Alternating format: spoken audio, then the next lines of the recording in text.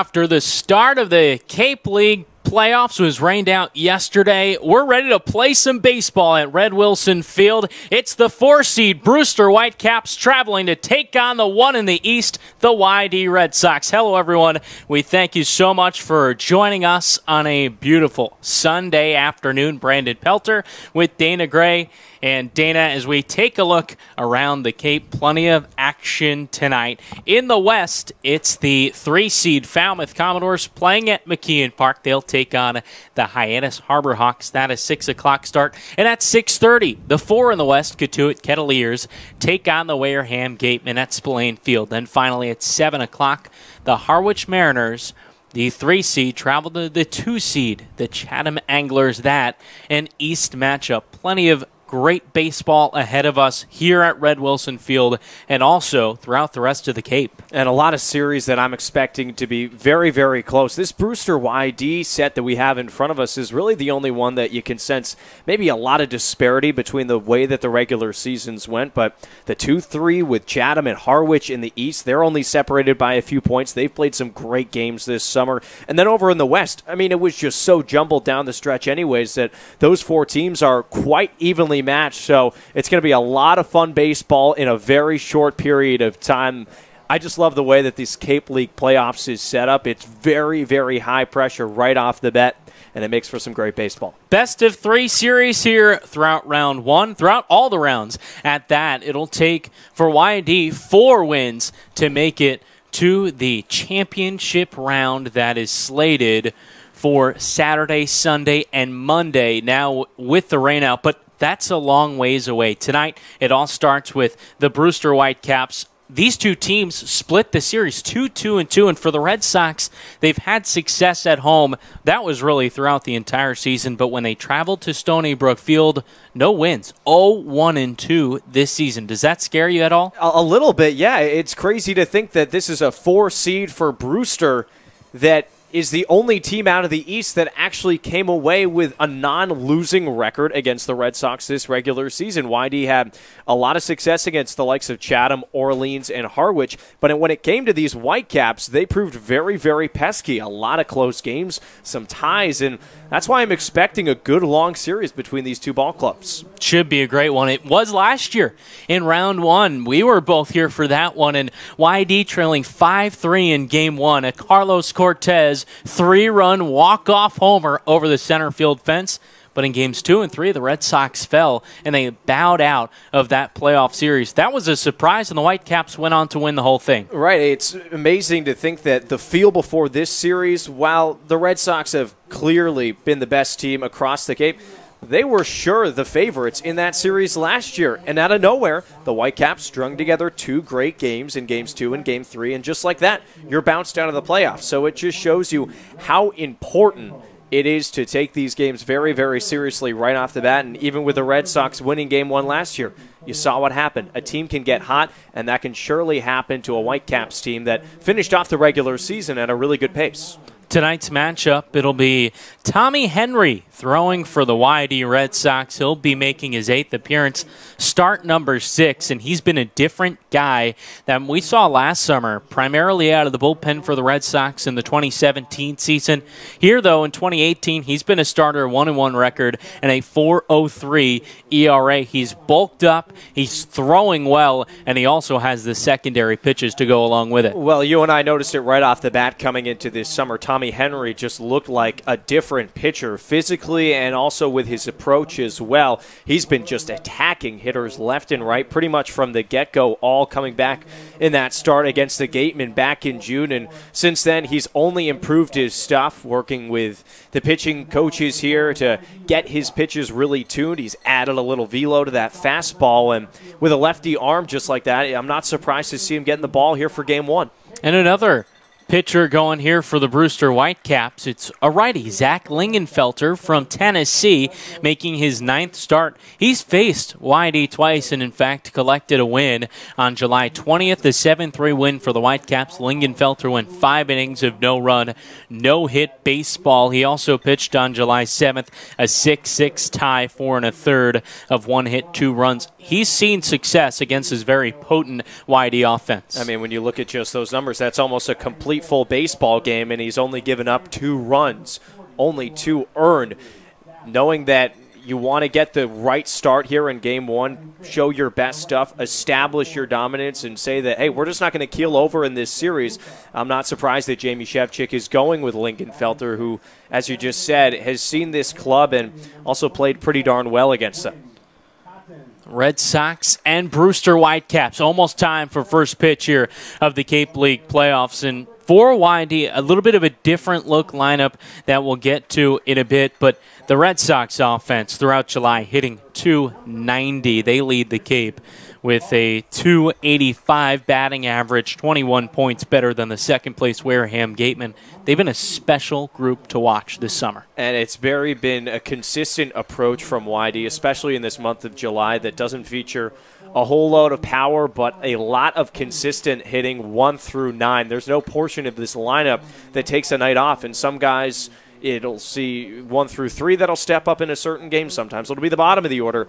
But when they can get clicking on all cylinders and really feed off each other, the momentum is very clear, and it's dangerous, especially for a Whitecaps opponent that the bullpen hasn't been so great. And for Brewster, really in general, that pitching staff coming in last with an ERA of .486, second to last in strikeouts, last in walks. I mean, the list goes on and on. That pitching staff has struggled, and this is a team here from July 20th throughout July 30th, really this last stretch of the season, they brought in 6 new players. And it doesn't sound like much, but that's about 20% of your roster. Right, especially as we see it so much happening in these last few weeks. You get new arms, and more importantly than that, new motivated arms, guys that want to show what they can do, and that's exactly what they're going to get the chance to here in the postseason. Paul Gallup, league commissioner, here today to present the Red Sox with some trophies. He first gives them the Eastern Divisional Trophy, the best record in the East. We'll send it down to Paul.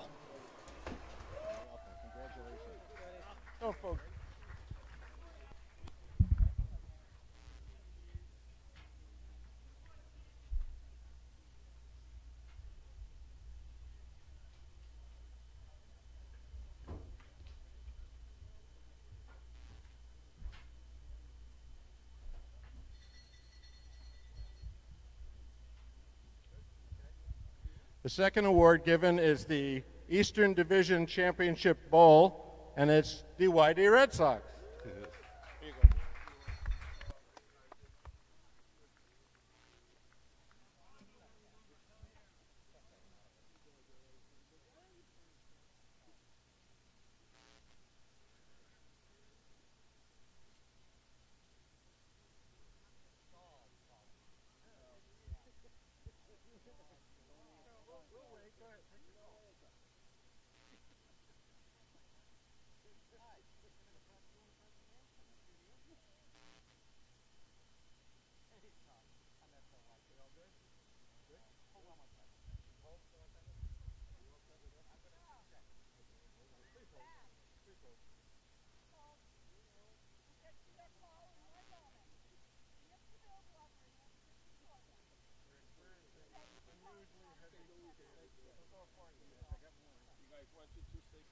Every award is special, but when you're selected by your peers for a specific award, it's pretty special. This particular award has been chosen by the general managers around the league, and the winner is Steve Focher from the YD Red Sox.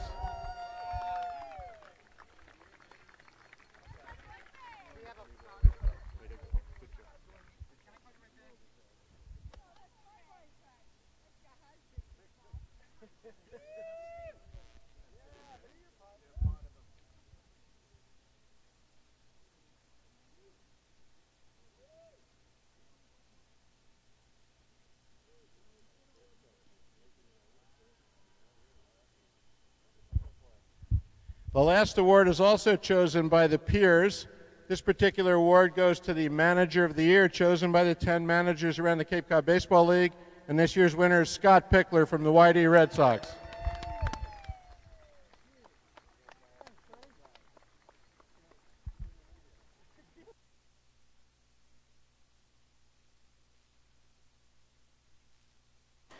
The YD Red Sox racking up the regular season awards, 4 of them. The best record on the Cape, the Eastern Divisional Trophy from the regular season, GM of the Year to the always great Steve Focher, and Manager of the Year to Scott Pickler. That's very indicative of the regular season that the Red Sox had, Dana. Right, and not to say that this club hasn't had some fantastic players, and even though individual awards are nice, I can't think of 4 better ones that you could have gotten as a ball club. And this organization, well, a very, very proud organization that has done a lot for this community over the 2018 summer, as they always do. And for them to get some very, very, very well-deserved recognition, it's special to see and shows you that the league is paying attention. And, you know, especially with all of that stuff being voted on by their peers, a lot of very highly respected people, that says even more. How could they not after the Red Sox finished the regular season 27-12-5, 59 points, just missing that 60-point mark. It was impressive from the Red Sox, but they turned the page to playoff baseball. Do you think they're playing with any jitters today? Well, I have to think that Scott Pickler, he's done this quite a few times, especially with this YD Red Sox club heading into the playoffs. He knows how to get these guys ready, and even though it is summer baseball, the expectations and the pressure is a little bit higher. I have to think, though, that the way that this club has rallied so many times, time and time again, the perseverance they've shown throughout this season, there's going to be a lot of times, a lot of situations that they're going to be more than ready for, and I'm just excited to get going. The Sox 2-4-1 in that first week of the season, and they finish the regular season with only 12 losses. They really did rally. They sure did, and in a lot of important situations when they were down late in ball games, and also times that they just started out like a firecracker in the first couple of innings. That's great signs of good playoff teams finding ways to win baseball games in a lot of different manners. Sometimes it was the batting, sometimes it was the pitching, sometimes it was the defense. So it goes to show that no matter the situation, YD's prepared. We'll step aside, but when we return, I caught up with YD assistant coach Nate Fish. We'll hear what he has to say and more. It's YD Red Sox baseball coming up next.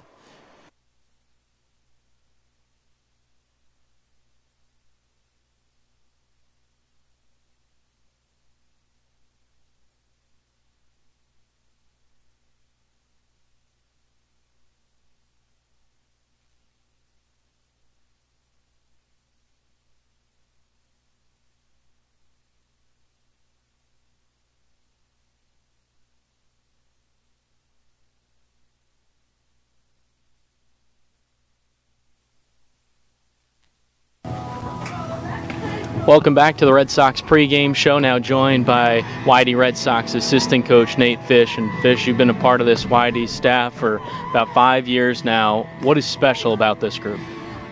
About this year's group? We're good. We're a pretty close group. The chemistry's good. The vibe is good when we come to the park every day. It's a long summer, and you just got to make sure that the guys are ready to work when they come here and make sure that everyone's energized, and winning helps. And we're just in a good place to start the playoffs, and it's just a good group of people and a good group of players. The Red Sox offense leads the Cape. They have throughout most of the season. Why have they been so good? I mean, you give credit to the guys, obviously.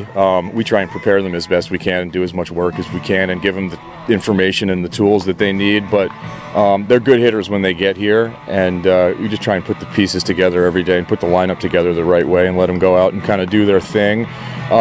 I think a big part of it is that we have a lot of different guys that can hit. So when one guy cools down a little bit, someone else heats up. And so the team offense is pretty consistent, even if individuals fluctuate a little bit. The coaching staff this season, a bunch of new guys, and probably the youngest coaching staff across the Cape. For you guys, kind of gelling as a group and growing, what have you seen as a veteran presence? We got to, at the beginning of the season, you got to figure out who's good at what, who's going to work with the catchers, who's going to work with the hitters, who's going to work with the infielders and things like that. So just defining our roles early on was really important. And, same thing as it goes with the team. The chemistry is super important. Communicating, giving Pick the information that he needs. Really, we're just trying to get Pickler what he needs to make the lineup, make the, pitch plans and pitching changes and things like that, and put him in a position to manage the game the right way. We saw Tommy Henry last year mostly out of the bullpen. This year with YD, he seems like a totally different player. What changes have you seen? How has he grown? Yeah, I mean, he gets older and gets better. I think the experience helps. We had Carl Kaufman last year also. So they go back to school. They have the experience of playing in the Cape. They have another college season. They're a little stronger. And that 1 year of experience out here really helps a lot. And Fish, we'd like to congratulate you. You're going to be out in instructional ball with the Dodgers. Yeah, man. What are you looking forward to? I just want to see what they do and learn their system and contribute however I can, and just keep learning and getting good baseball experiences. We talked earlier, and you said you'd like to work with younger guys, instructional ball, low A, that kind of thing. Why? I think that's just where the more of the teaching goes on.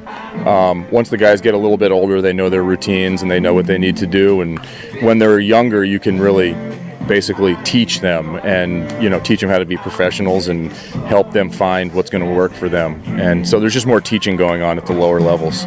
Nate Fish, assistant coach for the YD Red Sox. Thanks for the time. Good luck tonight. Got it, man. Let's go. Line up some first pitch coming up next. It's the Red Sox pregame show.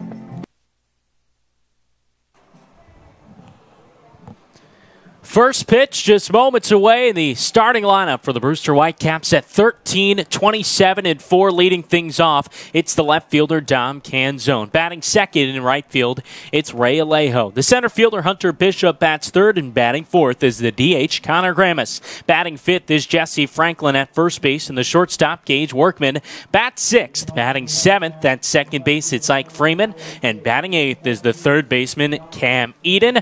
Rounding out the Whitecaps lineup, it's Joe Donovan, the catcher, and they'll face Tommy Henry for the YD Red Sox. And also got to be a really nice feeling for Henry, another portion of that, being a returner to this club. He's seen this Whitecaps team, in a sense, in a playoff position, and let's see what he can do in Game 1.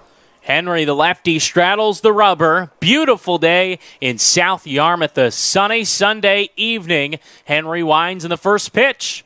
Called a strike underway at 4:02. It's Game 1 of the Cape League playoff first round action between YD and Brewster. Henry again winds, kicks in the 0-1. Check swing. Appeal to third base umpire. He went around, says Mike Rabideau. It's Mickey Garcia calling the balls and strikes. Bill Fisher is at first base. Alan Liberdoni is at second, and Mike Rabideau at third. Those are the umpires for tonight. Henry, a deep breath. 0-2. Fouled back, and the count remains. The Red Sox in the outfield from left to right. It's Brad Beasley, Zach Ashford, and Johnny DeLuca. To the infield at third base, it's Nick Quintana. The shortstop is Christian Koss. Second base is Noah Campbell, and at first base, Andrew Dashbach. 0-2. Another check swing and a breaking ball falling off the plate away. And no swing from Dom Canzone, leading it off. 1-2 the count in the top of the first inning.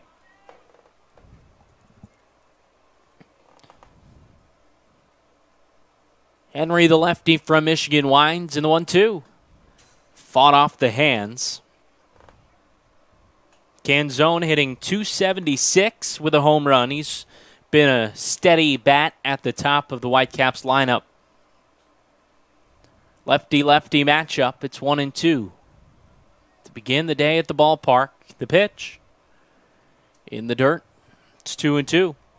Good battle already put up by Canzone in a lineup that might not be statistically as good as the Red Sox, at least through the first 44 games, but they battle quite a bit, and they make the pitchers work. Henry, first base side of the rubber, winds, and the 2-2. Swing and a miss. Caught him swinging for out number 1. Got to be a great feeling for Henry after Canzone wasn't going down easy, challenging him on the inner third with that fastball, and I'm not sure if he swung over it or just couldn't catch up to it, but a good start for Tommy. 6 pitches for just it out. Now Ray Alejo steps into the right side, hitting .262 in the regular season. Well, if that's indicative of the matchup we have ahead of us, it's going to be a lot of fun here today. First pitch. Off speed, misses on the outside corner. Andrew Dashbach well off the line at first, guarding the hole on the right side. Nick Quintana even with the bag at about 2 steps and a dive off the third base line. The 1-0. Swung on and missed. It's 1-1. A battery mate today with Tommy Henry Adam Kerner will catch for the Red Sox, and he's been a stud behind the plate, especially as of late. 1-1 from Henry. Misses away. Alejo from University of Central Florida taking on the Michigan Wolverine.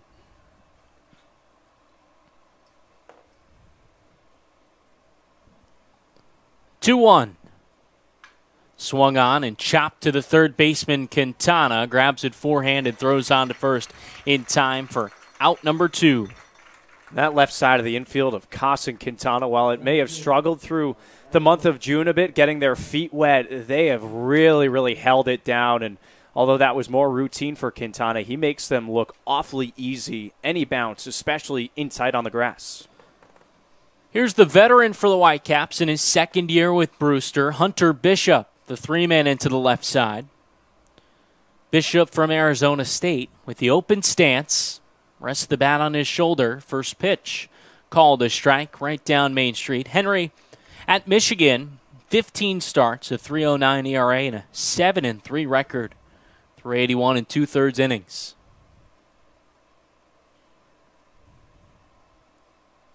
The 0-1 offering misses outside. Throughout the regular season, these teams splitting the series 2-2-2. Both ties, games called due to darkness at Stony Brook Field, home of the Whitecaps. 1-1.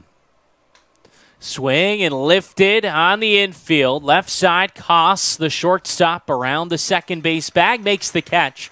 We're out number 3, and Tommy Henry works a 1-2-3 top of the first. No score. The Red Sox coming to bat for first licks of the day. You're listening to Red Sox Baseball on the Cape Cod Baseball League Network.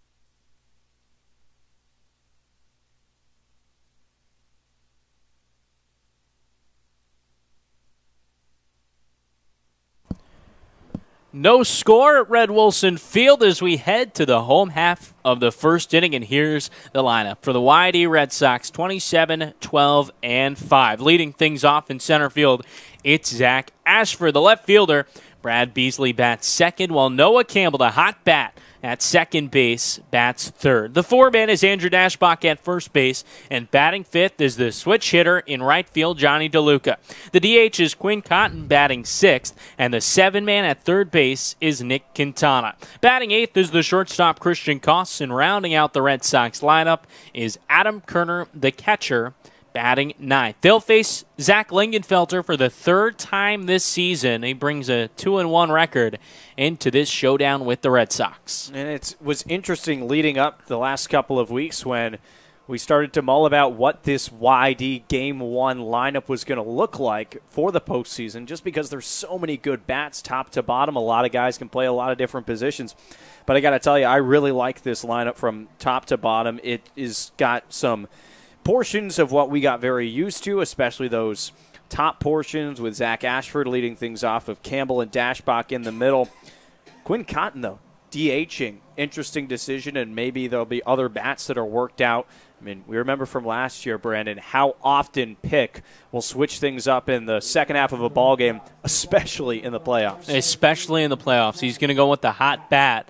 But at any sign of an issue, he's going to the next man up, and the YD Red Sox certainly have a deep lineup, probably the deepest top or among the entire Cape League. It's Zach Lingenfelter pitching for the Brewster Whitecaps, has been drafted twice, most recently in June, 19th round by the Washington Nationals. The righty from Tennessee on the rubber from the windup on the first base side.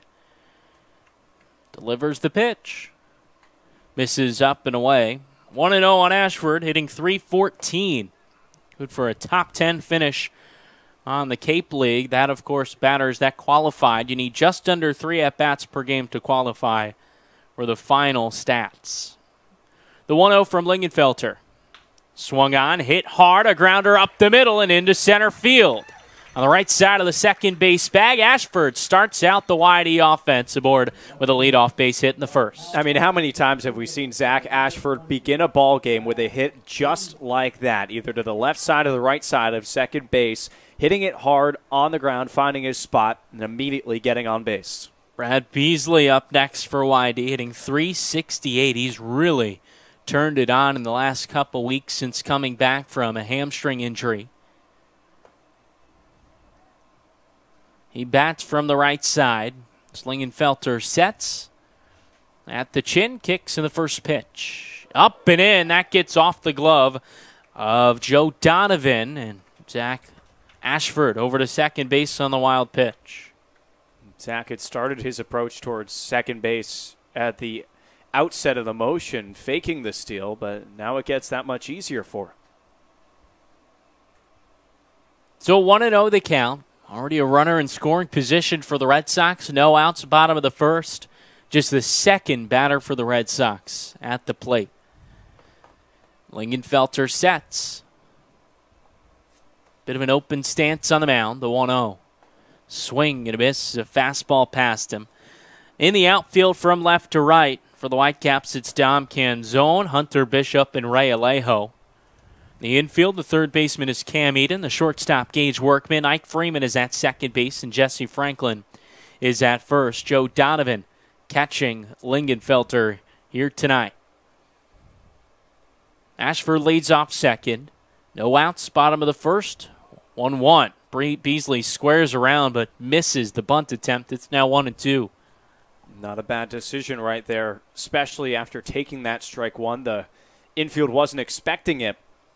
But now you'll probably see Franklin maybe creep in, even with 2 strikes. Beasley a great bat, though. Ashford leads off second. Freeman, the second baseman, in and out to hold him on. And now Lingenfelter steps off at Tennessee.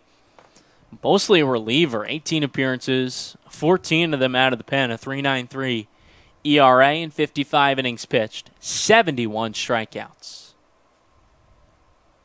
Lingenfelter staring at second. Kicks with the 1-2.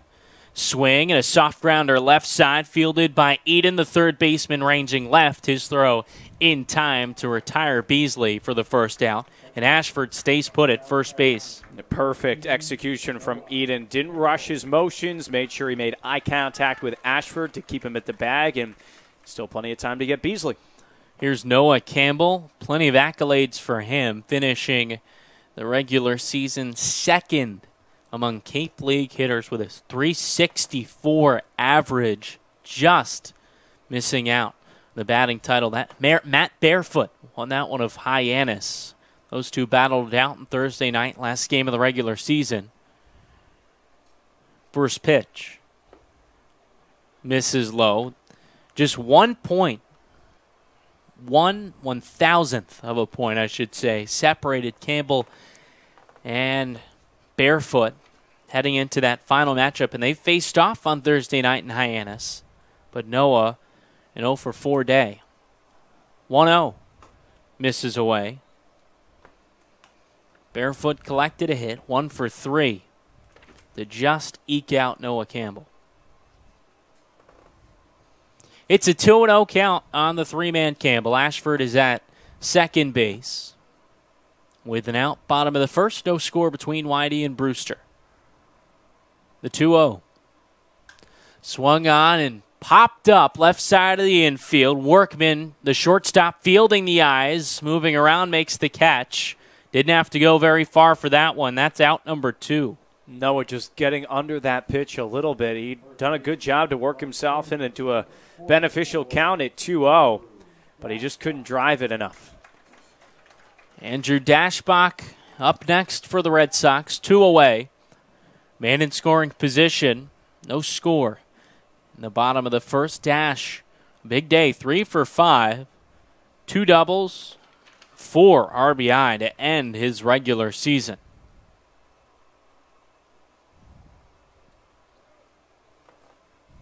Lingenfelter, the righty from Tennessee, set the chin. Kicks and the pitch. Swung on and missed. Breaking ball falling toward the outside corner.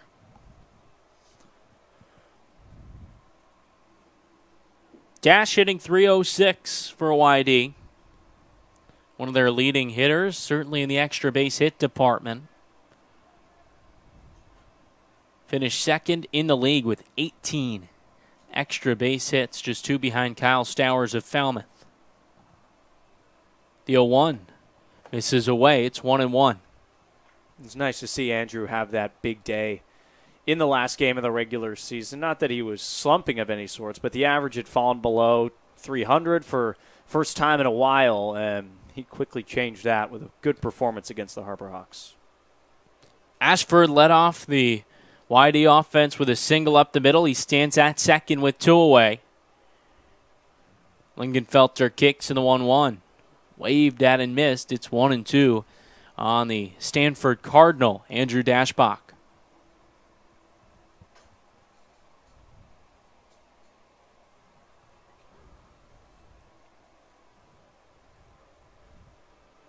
So 1-2 the count. No outs in the bottom of the first inning. First game, best of 3 series in the first round of the Cape League playoffs, the Eastern semis. The winner of this round will take on the winner of Harwich and Chatham. And Chatham team, so much offense. Just behind YD, although they led the league with home runs. They've got a ton of power.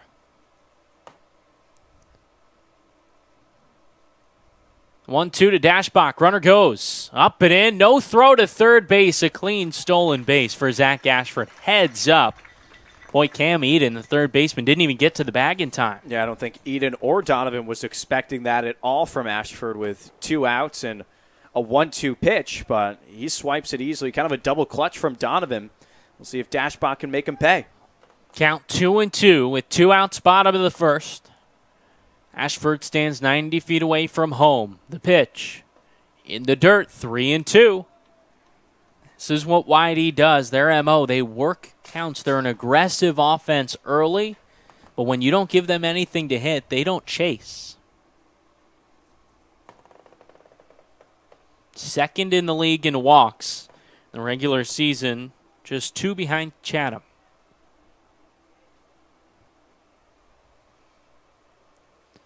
Payoff pitch. Swing and a soft grounder foul third base side. Pick grabs that one in the coach's box. You mentioned getting on pitchers early. Even if you can't score a run in this first inning, just to make Lingenfelter work for his outs, really unlike Henry had to do in the first. I mean, in a series, it's never too early to start playing the bullpen game or thinking about getting to that spot, especially the way that Brewster is kind of depleted in that sense. Righty from Tennessee sets at the chin. Kicks with another payoff pitch. Called strike 3 on a breaking ball. Dash thought he worked a walk. Tossed the bat aside.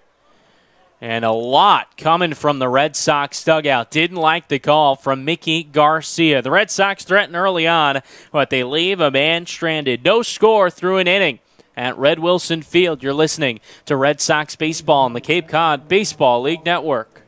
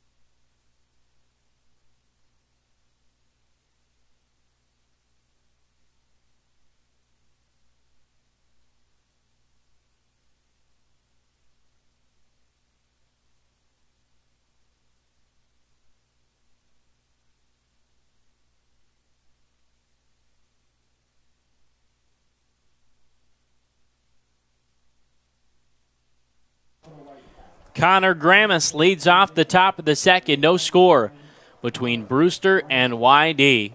First game of the Eastern Semifinal series. Whitecaps and Red Sox doing battle. YD threatened in the bottom of the first. Left Zach Ashford stranded. Tommy Henry worked a 1-2-3 first. He winds in the first pitch. Called a strike on the outer third. Red Sox bench not happy with Mickey Garcia to end the first inning. Rung Andrew Dashbach up looking on a breaking ball that fell on what was called the inside corner. The 0-1. Off the hands, dunks in to center field. Gramis just fights that one off, and the Whitecaps their first hit of the game here in the second. And you just got to tip your cap there to Gramis for having enough bat power to fist that one out of the outfield. It was a good pitch from Henry, trying to challenge him. That's just batter being a little bit better in a situation. Mickey Garcia, been umpiring since 2006. Actually, umpired some Babe Ruth League games while Eddie Pereira, the Red Sox team president, was coaching in 2008. Those two talking before the game. They have a good friendship as Jesse Franklin steps up in the first pitch, lined back up the middle into center field. First two base runners aboard for the Whitecaps. Runners on first and second in the second inning. And Franklin just sitting fastball from Henry right off the bat. It's exactly what he got, knew what he wanted to do with it, put it right back up the middle. Good response from the Brewster bats here after they went pretty quietly in the first. It's now Gage Workman, the Arizona State product, hitting 163 to step into the right side. Andrew Dashbach standing on the grass. Nick Quintana even with the bag at third. So the corners will come up with runners on first and second. No outs top of the third. No score between Brewster and YD. Henry, the lefty, sets. Now steps towards second, but no throw.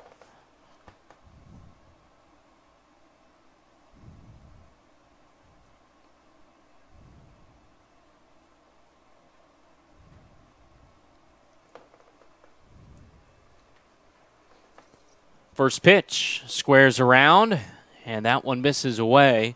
Workman pulled it back. So 1-0. Back on July 19th, the Red Sox clinched a playoff spot, and later came the first seed in the East and then the first seed overall, so they'll have home field throughout. Now it was with a Brewster Whitecaps loss. The 1-0, another square. This one pushed up the third base side. Quintana will let it roll foul and count 1-1.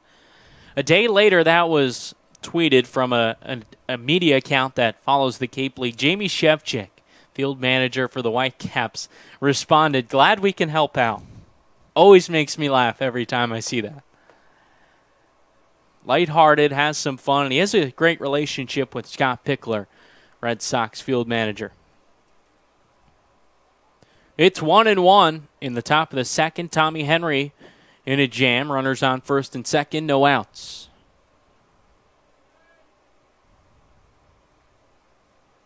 Henry deals. Breaking ball stays upstairs. Workman did not square around.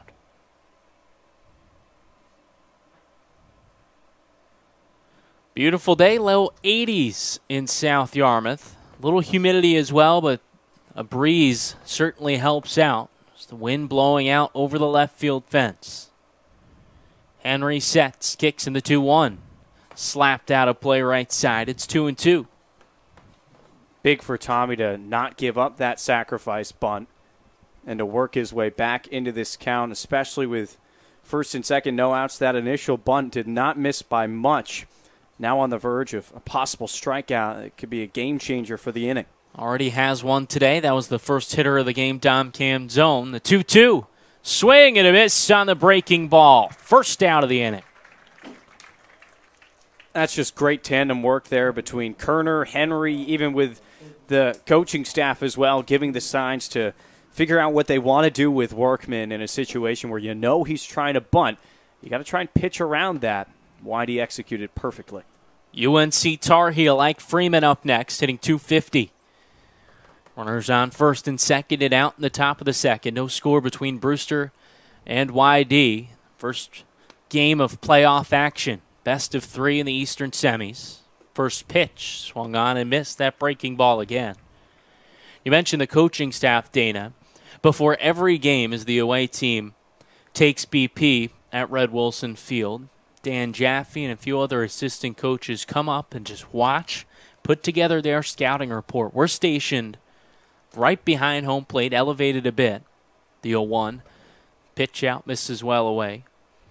So Jaffe will come in here and just watch the hitters and put together some notes.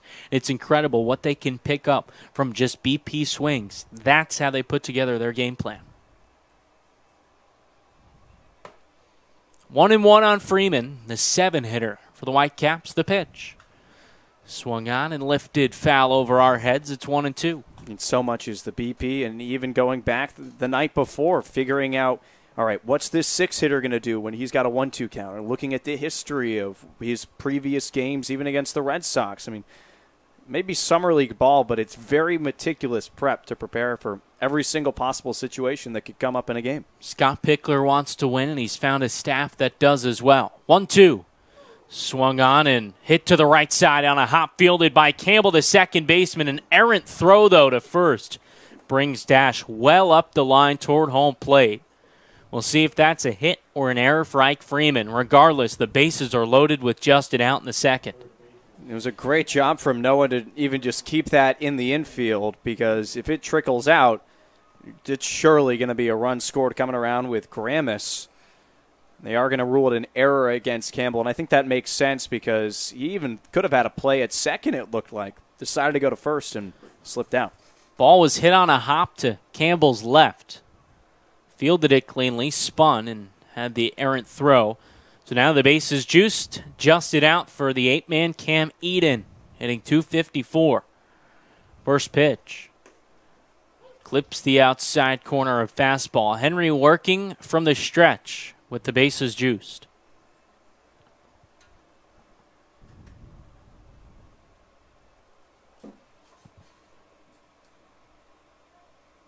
Henry sets at the belt, kicks and delivers the 0-1. Misses a few inches off the plate. Eden at the UCLA hit .247, 6 stolen bases.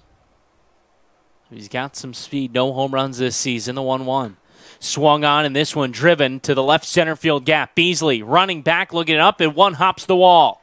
One run scores, another does, and the third, Freeman. Following up, here's the play at the plate. He slides in safely, and it gets past Kerner to the backstop. Eden over to third base. A 3 RBI double, and Eden advances on the error. 3-0, Brewster the lead.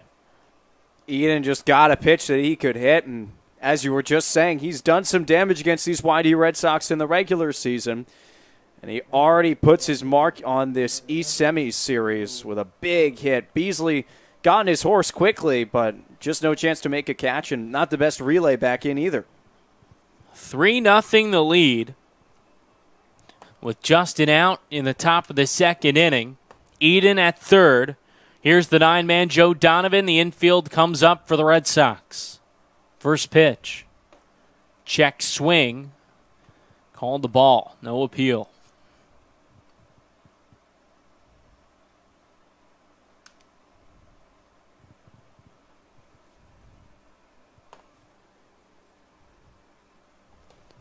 Henry sets, and the 1-0 is hit hard up the third base side, but foul on the ground. And 1-1 the count. Tommy's leaving a lot of stuff over the plate at the moment, especially in this inning.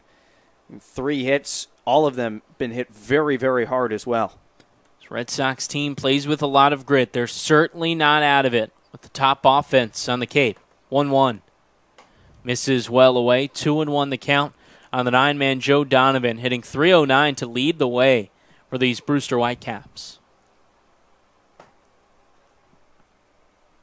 Infield still up for the Red Sox. 2-1 the count on Donovan. Henry tucks the glove in the armpit, now brings it set at the belt. Kicks with the 2-1. Swung on and missed, took something off it. It's 2-2. You're absolutely right there, Brandon. This team has shown it time and time again that they can come back in ball games. It's even better for Brewster. I mean, when YD can score first, you might as well just forget about it. So this is a big step to the series. Red Sox 19-1 when they score first. The 2-2 waved at and just tipped out of the glove of Kerner. A breaking ball outside, an ugly swing from Donovan. It's Eden at third. Had a double advanced on the throw and 3 RBIs to unload the bases. Henry sets. The 2-2 offering. Fouled away, spoiled, and count remains. Talk about setting the tone for a series as well. You come in as the 4 seed fighting for that last spot, and even here just in the second inning, a statement, hey, we're here to play, and we're here to win. Henry sets. The 2-2. Up and away. You talk about fighting for that spot. Orleans and Brewster down the stretch. That was fun to watch in the regular season. The Whitecaps 4-5-1. Their last 10 games of the regular season, it doesn't jump out at you. They only had 9 wins coming into those final 10 and just outlasted the Firebirds, who lost 12 of their last 13. Payoff pitch, grounded foul into the Red Sox dugout. And really all came down to that ball game that those two faced off against in the final week. That 4-3 win for Brewster. They were down 2 runs late. They came back to rally, and that proved to be the difference. Eden off of third. Henry sets the payoff pitch. Swung on and a soft liner, fair down the left field line. Eden scores with ease. Donovan coming into second. Here's the throw, not in time. 4-0. Brewster leads YD in the top of the second. Another decent pitch from Henry that Donovan just went down to get enough power to get it over the head of Quintana. And you could tell right out of the box he wanted to turn that into 2. And not the best throw from Beasley into Koss. Usually in that situation, you'd hope you could get it to second base just yourself. They made it a little more complicated, and Red Sox in some trouble here, and looks like that's making the bullpen stir. The lefty Chandler Fidel throwing for the Red Sox. Down the left field line. And Scott Pickler already makes the move to the bullpen. Henry only lasts an inning and a third. 4-0. Brewster leads YD. We'll step aside as Fidel warms when we return. His numbers and more. You're listening to Red Sox Baseball on the Cape Cod Baseball League Network.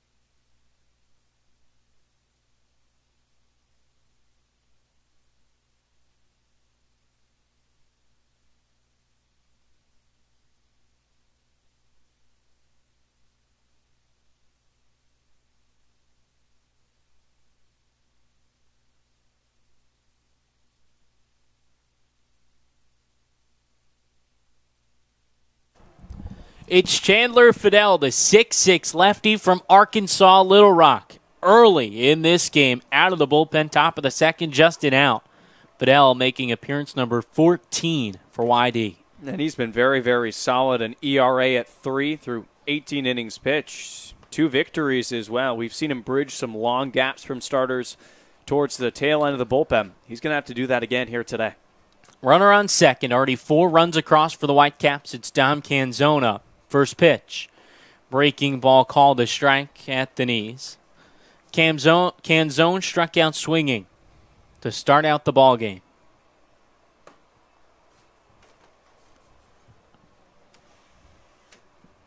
So another lefty from the Red Sox. Donovan off of second. Fidel peeks, kicks in the 0-1. Another breaking ball. This one a bit more inside. That misses. He's actually yet to see the Brewster Whitecaps. It's crazy to think in 13 games you'd have seen a divisional opponent, but hasn't faced the Whitecaps. 4-0. Brewster the lead early in this one, top of the second. The 1-1. Swung on and missed. The third straight breaking ball. It's 1-2. That's just what Chandler Fidel does. It's that hanging curve.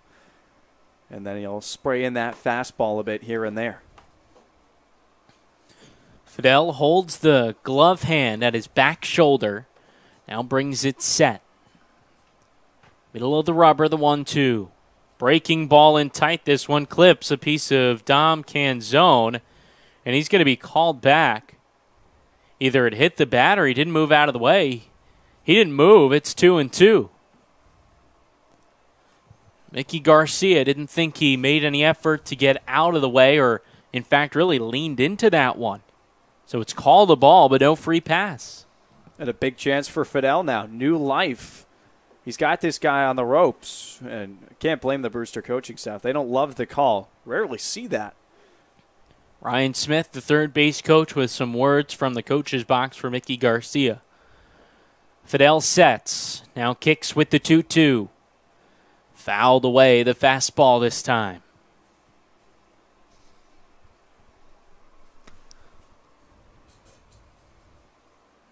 Cam Eden unloaded the bases with a 3 RBI double, and Joe Donovan followed up with an RBI double of his own. It's 4-0 Brewster in the top of the second, just it out. Donovan's at second. Fidel sets. 2-2 count on Canzone, the pitch. Just fouled that breaking ball off, and he's kept it inside on the inner third. Making sure that he doesn't leave something over the heart of the plate. That's the only problem as a heavy curveball pitcher. All it takes is one mistake, one lack of movement, and you're looking at a big fly ball. Flag in left field swaying, pointed out over the fence. The 2-2 delivery. Swung on and missed. The breaking ball swept from inside to the outer corner and fell below the knees. That out number 2. Well, just what we were talking about, how it had been all inside to Canzone. Fidel pushes it off the plate a little bit from the lefty hitter, and Dom swung right through it. With 2 away, Ray Alejo steps in. With a runner at second base, 4-0 the lead for Brewster in the top of the second. Fidel in relief of Tommy Henry, the first pitch. That trusty breaking ball clips the outside corner.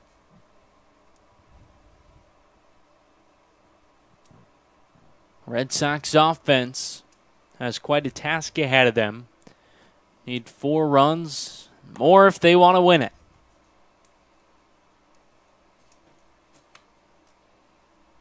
The 0-1. Breaking ball this time misses an inch or 2 off the plate. It's 1-1. Well, if you were going to be down 4 runs, this is the offense you'd want to be working with. They can score quickly, often, and in bunches. Donovan leads off of second with 2 outs in the top of the second. 4-0 Brewster the lead, and now Alejo calls for time. He grounded out to Quintana his first at-bat. The Whitecaps just a hitter away from batting around in this second inning.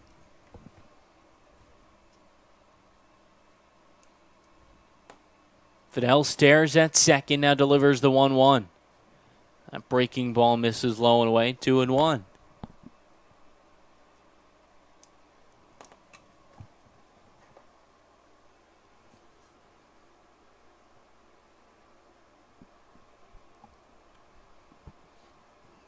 The Whitecap offense came into the day with the second to last batting average as the 2-1 is hit on the ground and off the foot of Quintana at third, bounces toward the second base bag. Second error of the day for YD.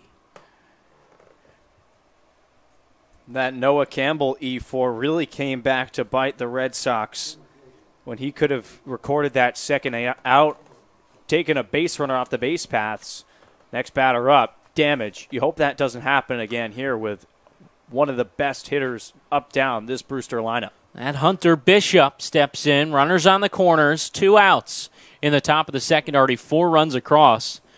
And as I was saying, this Whitecaps offense not very sturdy, hitting .238, second worst on the Cape. Last in runs, middle of the pack in homers. Bishop, the lefty, with the first pitch. Breaking ball drops in for a strike on the inner third.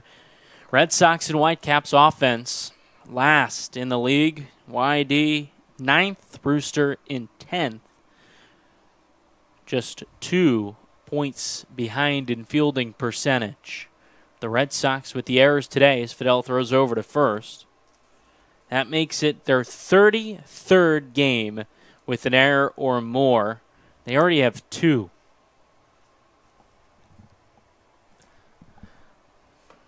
The poor defense hasn't hurt YD much. Best record on the Cape, so another throw goes over. But Alejo back in time. Here in the playoffs, everything magnified. The Whitecaps have taken advantage. Scored 4 runs, 3 earned. After Freeman reached on the E4. The 0-1. Breaking ball misses in. It always just seems like those little things in the playoffs, as you just said, they just matter more. And all throughout the season we talked about this YD defense. They got to figure it out before we get to the postseason. And look here in the second. 1-1. Swing and a miss. It's 2-1 on Hunter Bishop, the 3-man for the Whitecaps. The 9th man they've sent to the plate this inning. Donovan at third. Alejo at first. He reached on the E5. Tied for first with 9 stolen bases on the team. He goes. They've got him picked off. Dash pump fakes. They've got Alejo between first and second, but they're watching Donovan as the throw goes back to first. They caught him. Fidel covering the bag. Just applied the tag to perfection to retire the Whitecaps here in the second, but not before they've collected 4 runs on 4 hits, and they lead it 4-0 over the Red Sox through an inning and a half. You're listening to YD Baseball on the Cape Cod Baseball League Network.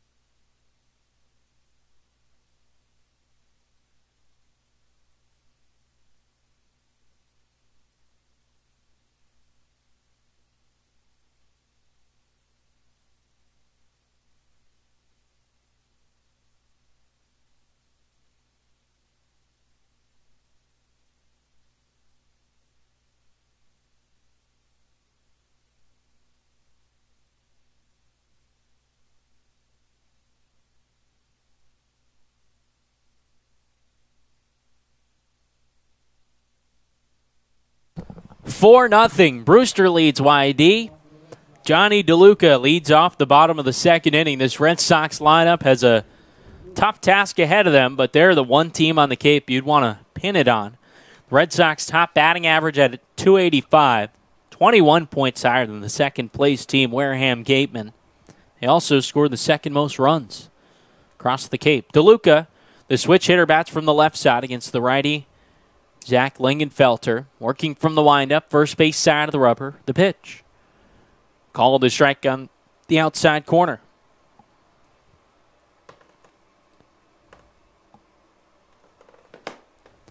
Not often that the Red Sox are in this deep a hole. The 0-1. Off the end of the bat, fouled to the screen behind the plate. It's 0-2. Already 2 errors. You wonder if the nerves of the playoffs are getting to the Red Sox here early. 0-2 the count on DeLuca. Finished the regular season hitting .296. Lingenfelter, the volunteer, winds, and the 0-2. Foul right side, hit hard by DeLuca. Red Sox have done it time and time again this year, though. As you mentioned, Brandon, it's tough to remember a hole as big as this early on in the ball game. Lingenfelter, the 0-2. Upstairs, 1-2 the count.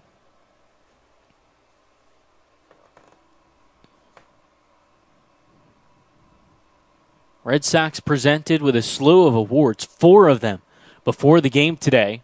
The 1-2 is lifted into shallow left field. The shortstop Workman drifting back, settles under it, makes the catch for out number 1.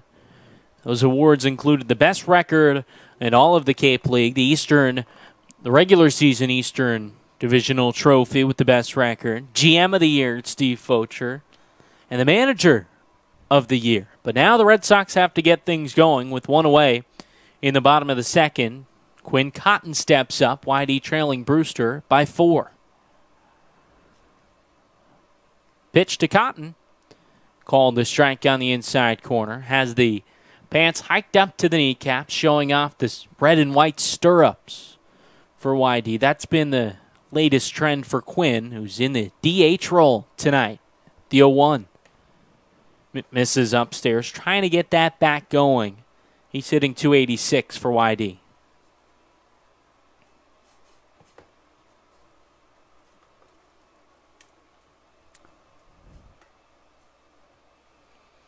One to Cotton. Up and in. 2-1 the count. In his last 10 games, Quinn 6 for 30, hitting just .200 and only 3 RBI. The 2-1 on its way. Swung on and hit in the air, right side foul, and that'll reach the seats. So 2-2 the count on the Grand Canyon product. Quinn Cotton hit just under 400 in his spring. Nick Quintana, the Arizona Wildcat, stands on deck. Lingenfelter hides the bottom half of his face with the glove, now winds and delivers the 2-2. Up and in, 3-2 the count. Every single pitch that Cotton hasn't swung at has been up right by his face. Very clear what Lingenfelter's approach is going to be to Cotton. Back him off, back him off, back him off. You might think outside corner here with the payoff pitch. Breaking ball in tight, and ball 4 to Cotton, who ducked out of the way of that one. That was the closest one to hitting him right on the helmet. So the first walk of the outing for Zach Lingenfelter, who's seen plenty of success against the Red Sox, a no decision in their first outing, in which he pitched 4 1/3 of 1 hit, 2-run ball, and collected a win in his next outing against YD on July 20th. 5 innings of no-run, no-hit baseball, 3 walks and 3 strikeouts. He'll work from the stretch. Cotton off of first base, and Nick Quintana up for YD and out in the second. Kicks in the pitch. Swung on and missed. Fastball from Lingenfelter. It's 0-1 on Nick.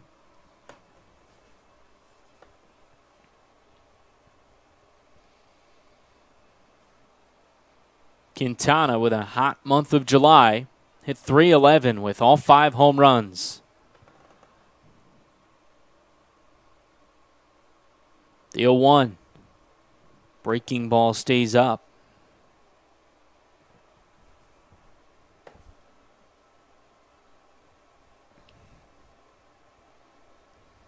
Red Sox and Whitecaps splitting the regular season series 2-2-2. Both of those ties coming at Stony Brook Field. That's where we'll be tomorrow for a 4 o'clock start. The 1-1 runner goes. Breaking ball thrown down to second base, not nearly in time. The breaking ball stays upstairs. The count 2-1 on Quintana with Quinn Cotton at second base. It's crazy to think that Cotton only has a handful of steals this summer. The amount of times that he's on base, don't see him try too often, but every attempt he's had, he's swiped it with pretty success. That's his 4th stolen base. Grand Canyon stole 13 of 18. 2-1 on Quintana and out in the bottom of the second. Whitey trails by 4. Lingenfelter kicks in the 2-1. Inside and up above the letters. 3-1 the count on the dangerous Nick Quintana. YD in the replica Boston Red Sox white jerseys with Red Sox printed across the chest in red. The white jerseys with red numbers on the back. White pants as well. Whitecaps with the teal road uniforms. Brewster in white. The numbers in white on the backs. Step towards second. Cotton back, though. No throw from Lingenfelter. Just pitched well, but still early in this one, his team has provided him a 4-run cushion. Only allowed a hit, that to Zach Ashford in the first. The 3-1. In tight, ball 4. 2 straight walks. The Red Sox in business here with an out in the bottom of the second. Lingenfelter's issue in this inning has been the location and mostly high and inside to both the righty hitters in Cotton and Quintana. He dealt with DeLuca pretty easily, but going against Quinn and Nick, every single fastball for the most part was up high and in tight, and not to the point where he was just trying to establish his presence. That was just missing his spot. Freeman, the second baseman, along with Joe Donovan, to have a conversation with Lingenfelter, who grabs the rosin bag on the base of the mound. Christian Koss stepping in from UC Irvine. Koss, an all-star reserve, hitting .263 for the Red Sox. Does have a home run. Runners on first and second, just out in the second inning. Whitey trails by 4. Trying to claw their way back into this one. The Tennessee Volunteer righty sets at the chin, peeks at second, now kicks and delivers. Swung on and hit in the air to shallow right field on the line. Franklin, the first baseman, ranges back and makes the catch for out number 2. An unproductive out from Christian Koss. Especially after Lingenfelter just walked the previous 2 batters. You go up there swinging at the first pitch, and maybe you just assume that Zach is trying to just at least get a strike in the count. You could sit on something. Christian just couldn't turn on it. Adam Kerner is up next, the 9-man, hitting .233. Runners at first and second.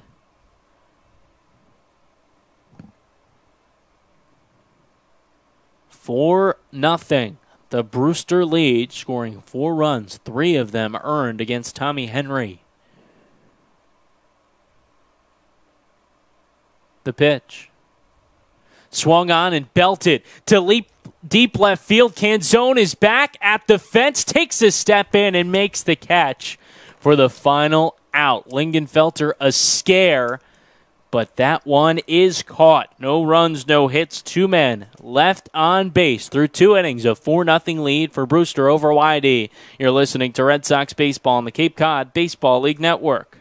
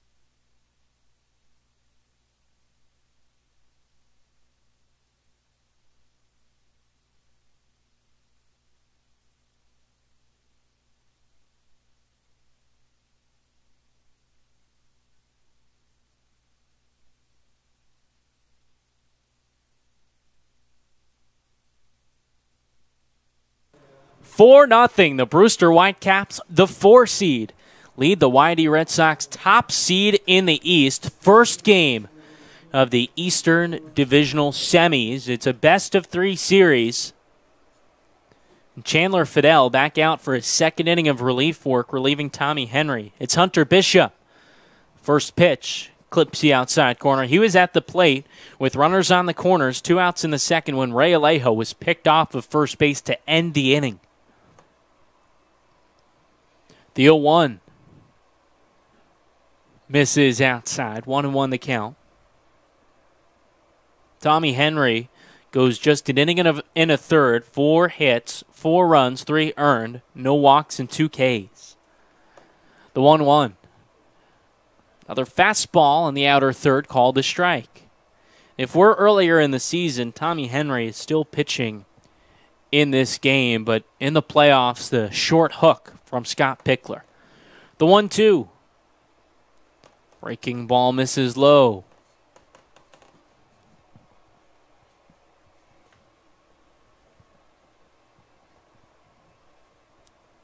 Two and 2 the count on Bishop. Here's the pitch.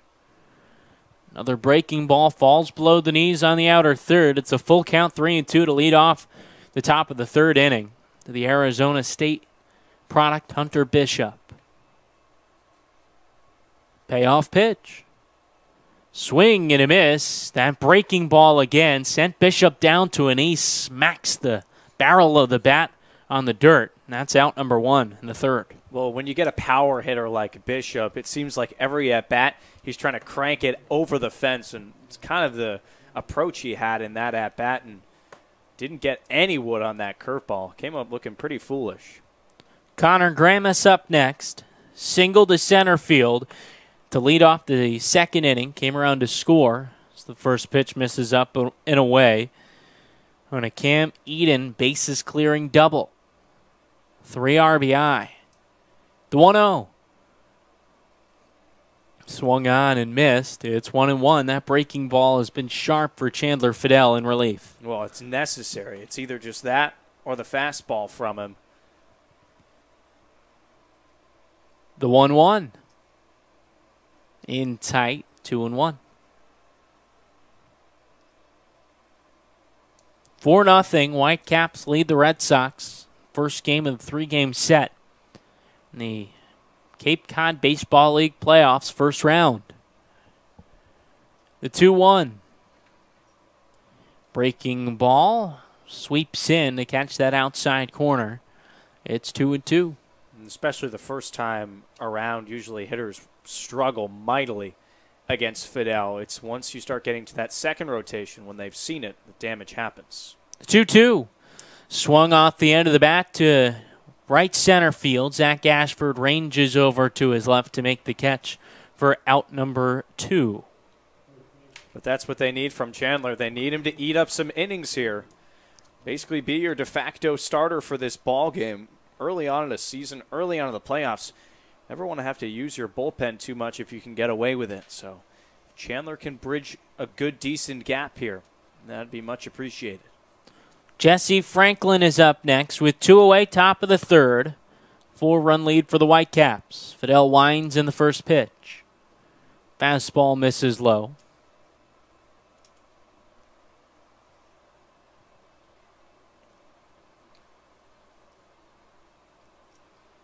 The 1-0. Swing and a miss on the breaking ball. It's 1-1.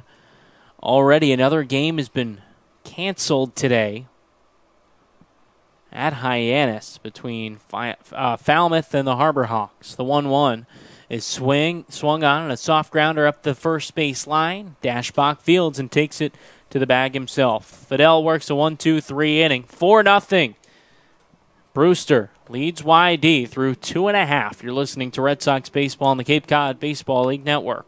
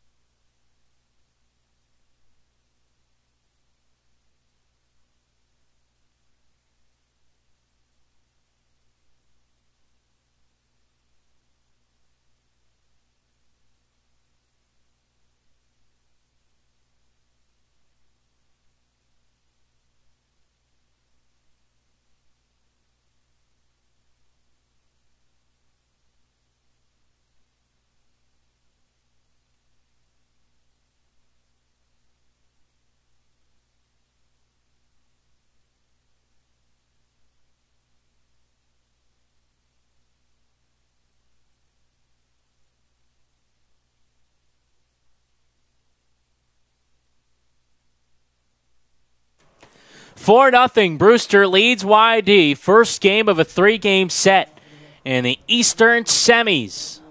First round of the Cape Cod League playoffs. Zach Ashford, the one-man, leads off the inning for the Red Sox. The offense needs to get started. Brewster, 4 runs on 4 hits. They've played clean baseball thus far. The Red Sox, no runs on a hit and 2 errors. First pitch from Lingenfelter. Breaking ball. Clips the outside corner. Earlier this season, we caught up with Whitey Red Sox. I think we'll call him their most adorable fan, Brady. He hopped on the broadcast, and he spent the day with the Yarmouth Police Department yesterday. It's the 0-1. It's called a strike. Ashford squared around but pulled it back. He was in the office, got to sit in a squad car. He did everything. Just had a terrific time. The photo shoot from that one was pretty darn cute. You can find them all on the Yarmouth Police Department Facebook page. Here's the 0-2. Swing and a chopper to the right side. Freeman ranges left, fields, and throws it away. Ashford probably would have been safe regardless. It was a long run to his left for Ike Freeman and threw it well wide of Jesse Franklin. Ashford aboard to start out the third, and they'll give that one a hit. And I think that's probably the smart call because of the distance Freeman had to travel. Even if it was a perfect throw, Ashford's speed, he might beat that one out. So for the second time tonight, Zach Ashford has led off the inning with a single. This is now Brad Beasley up. Ashford leads off of first, has 8 stolen bases to lead YD. Lingenfelter sets in the pitch.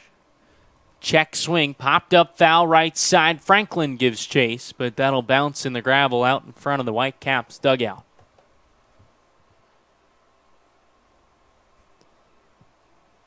Oh, 0-1 on Beasley. And how about the arm from Mickey Garcia, the home plate umpire, rifling that a new ball into play?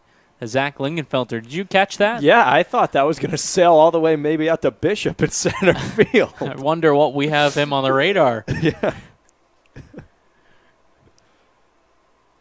Lingenfelter sets at the chin, now throws over. Ashford back on his feet. So Brady joined us a couple weeks ago on the broadcast. Dana, while you were talking to him and you did an interview with him as well, is he the best team mascot you could have or what? By far, and he's good luck as well. The 0-1 misses low and away. Red Sox have something like 13 wins when he's in attendance and a handful of losses. I think it's 13-2 and then one tie. I mean, you'll take that winning percentage for sure. Ashford off of first. No outs. Bottom of the third. 4-0 Brewster the lead. The 1-1. Upstairs, runner goes. The throw down not in time. Freeman faked as if the ball had gotten past him, but Ashford stayed put. Stolen base number 9 for him. Well, here's something to look out for the rest of this ball game. Every time, for the most part, the Red Sox have had a runner on first. There's been 4 times. 3 times they've all tried to steal. Ashford now with his second, especially with that slow delivery from Lingenfelter, taking advantage of it. 2-1 count on Beasley. Lingenfelter sets at the chin. Staring at Ashford, who's inching off of second further. The pitch. Swung on and driven out of play right side. 2-2 now.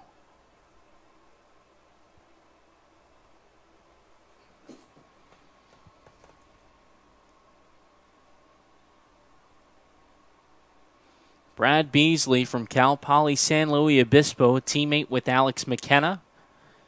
Played with the Red Sox last season, was drafted in the 5th round. The 2-2. Called strike 3. A breaking ball falls right down Main Street. Beasley goes down looking, second strikeout of the outing for Zach Lingenfelter. And especially after Ashford had already taken that second base bag, you're just trying to get it in play. See if you can advance him over to third, just get this first run, but Beasley was just confused on that final offering. Noah Campbell is up next. He popped out to the shortstop Workman. Runner at second, that's Ashford. One out, bottom of the third. A 4-run lead for the Whitecaps after scoring all those runs in the second. First pitch. Called a strike at the letters, outer third. Beautiful day in South Yarmouth and thousands on hand to take in this one. Filling the third and first base lines and into the outfield as well. Plenty stationed in center field for a unique view. Lingenfelter kicks in the 0-1. Misses upstairs. Have you ever been out in center field to take in parts of a game? Just at Chatham, actually. In Veterans Field, I went, I believe it was last summer. And it is a really cool view that you get to see because most of the time there is just that single press box behind home plate. And it does make a nice view. You can see the balls and strikes really well. It's a good spot. Same here at Red Wilson, right by the fence. 1-1 the count. Lingenfelter sets with a runner at second. One out the pitch. Swing and a grounder up the first base side, foul. I got to do it when Fox Sports was here, and we had the day off. Took a walk around the field. Girlfriend was in town that game, so we got to really check things out, something that we don't often get to do.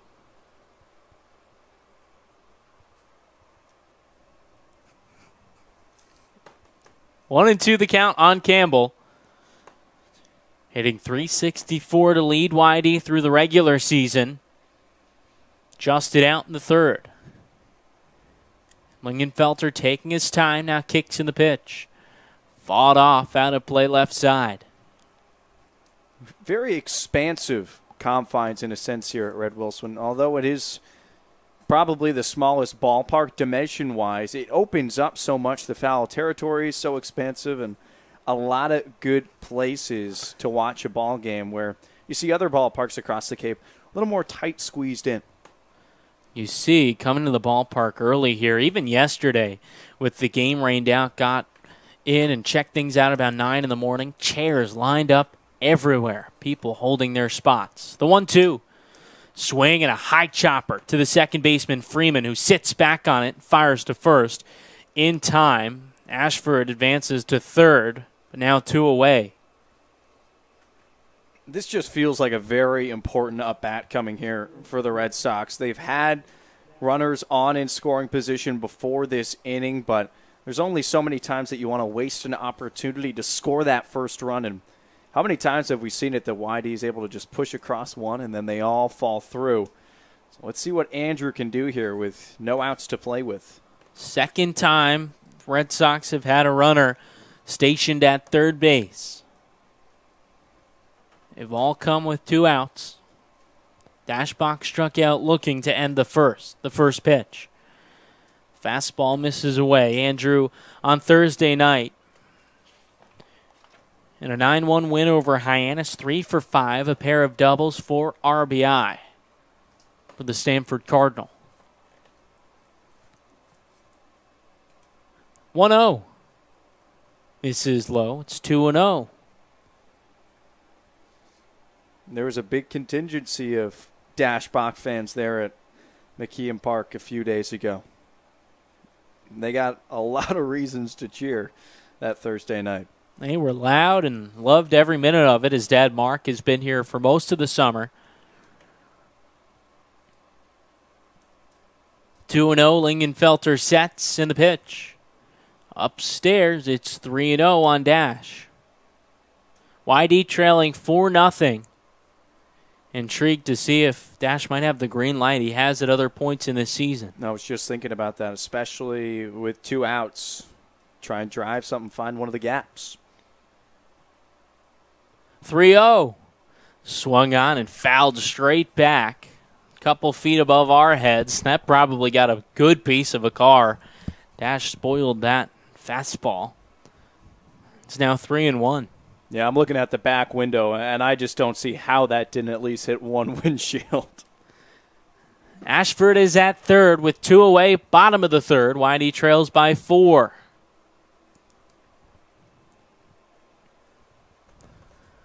Lingenfelter, the righty from Tennessee, sets at the chin. He kicks, and the 3-1 delivery is swung on and driven out to left center field. Canzone over. He makes the catch, and the long run in the left center field alley to retire the inning. No runs on a hit. One man is left on base through 3 innings. It's 4-0. Brewster leads YD.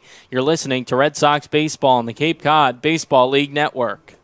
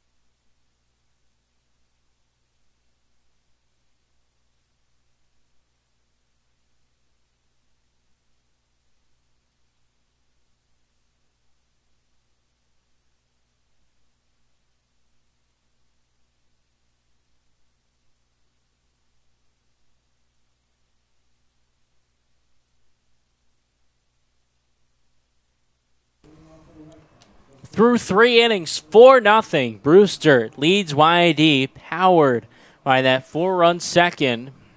The Whitecaps able to chase Tommy Henry early, but it's Chandler Fidel in his 3rd inning of relief work. He'll face Gage Workman to start out the inning. Fidel has looked good. Picked up 2 strikeouts. He's retired 3 straight. First pitch. Breaking ball sweeps across the plate, misses low in the inner corner.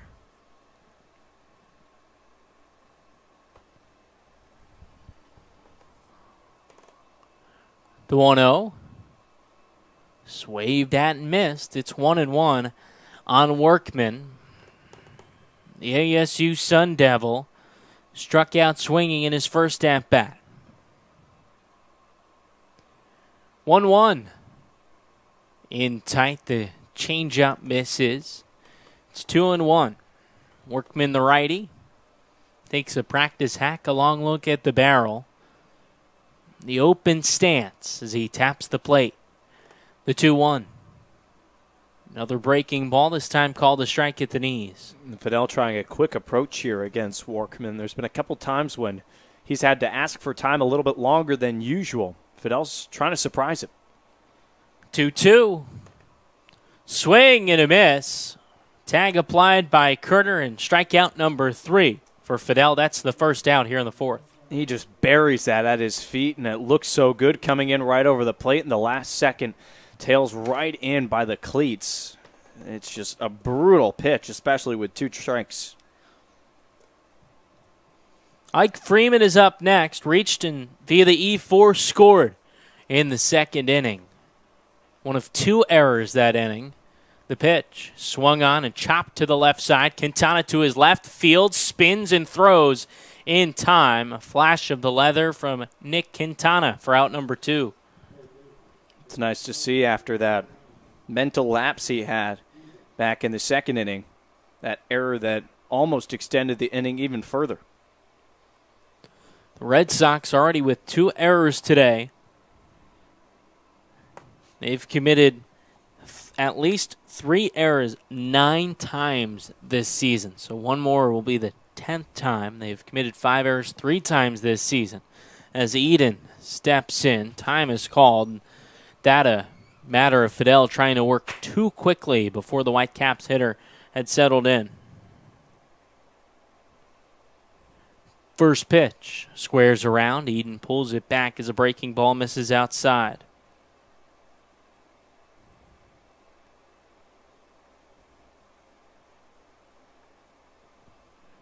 1-0 the count on Eden. 2 away, top of the fourth. The pitch. Squares and bunts it up the third base side. Quintana charging, bare hands, fires. Not in time.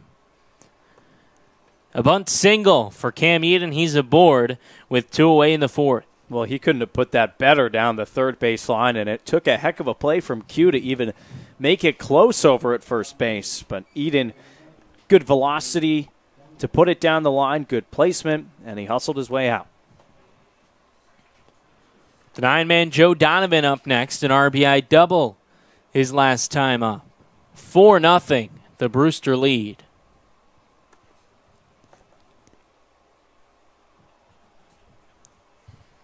Fidel, the lefty, stands on the third base side of the rubber, sets at the belt, and the pitch. Called a strike, fastball at the knees on the outer third. 2 outs, top of the fourth. Eden, the bunt single, he stands at first. Throw over, he's back safely. Dana, we were talking about this before the game with some of the accolades that YD received, the individual player accolades. And for the pitchers, an interesting number. The 0-1 misses upstairs. It takes 35 2/3 innings pitched to qualify for those final stats of the regular season. Out of 290 pitchers on the Cape this season, only 4 reached that number. 1-1. Breaking ball misses low. It seems like something's got to change. I mean, when you think about starts on the Cape, even the good ones, you're going 5 or 6 innings. So quick math, that means you need 7 really good starts, which you just frankly very rarely see in a pitching staff due to a lot of different factors. The 2-1 is lifted down the right field line. DeLuca giving chase. He'll get there and just makes the catch inside of the line. For the Whitecaps, no runs on a hit. 1 man is left on base. 3.5 innings have finished. 4-0. Brewster leads YD. You're listening to Red Sox Baseball on the Cape Cod Baseball League Network.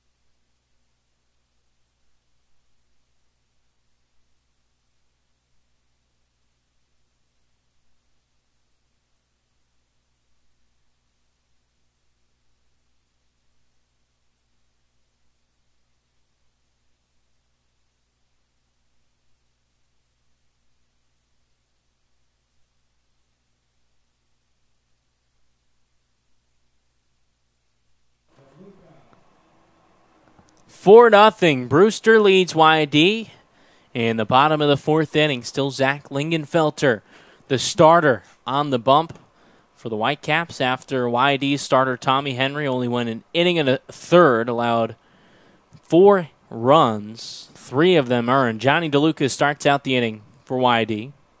First pitch misses upstairs to the switch hitter hitting from the left side.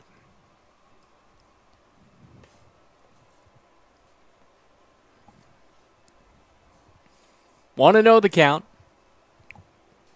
Lingenfelter lines in the pitch. In tight. So far, Zach through 3 innings pitched. He's only allowed 2 hits, no runs, 2 walks, and 2 Ks. The 2-0. Clips the outside corner of fastball. Dana, before the game today, was eyeing one of those donut burgers. Didn't pull the trigger, but I know a couple other members of the media team did. Here's the 2-1. Swung on and driven in the air out of play left side. Do you think you will try one before you head home? I just think the inner vegetarian in me makes it very, very difficult to pull trigger on one of those. But wouldn't that be... Maybe a bite. I know, 2 summers down the hatchet. I mean, you'd have to think that just at least try a bite of one of them. 2-2 misses up and away. I mean, you've had a lot of burgers in your life, correct? Right? Wow. I just meant you're a meat eater, correct?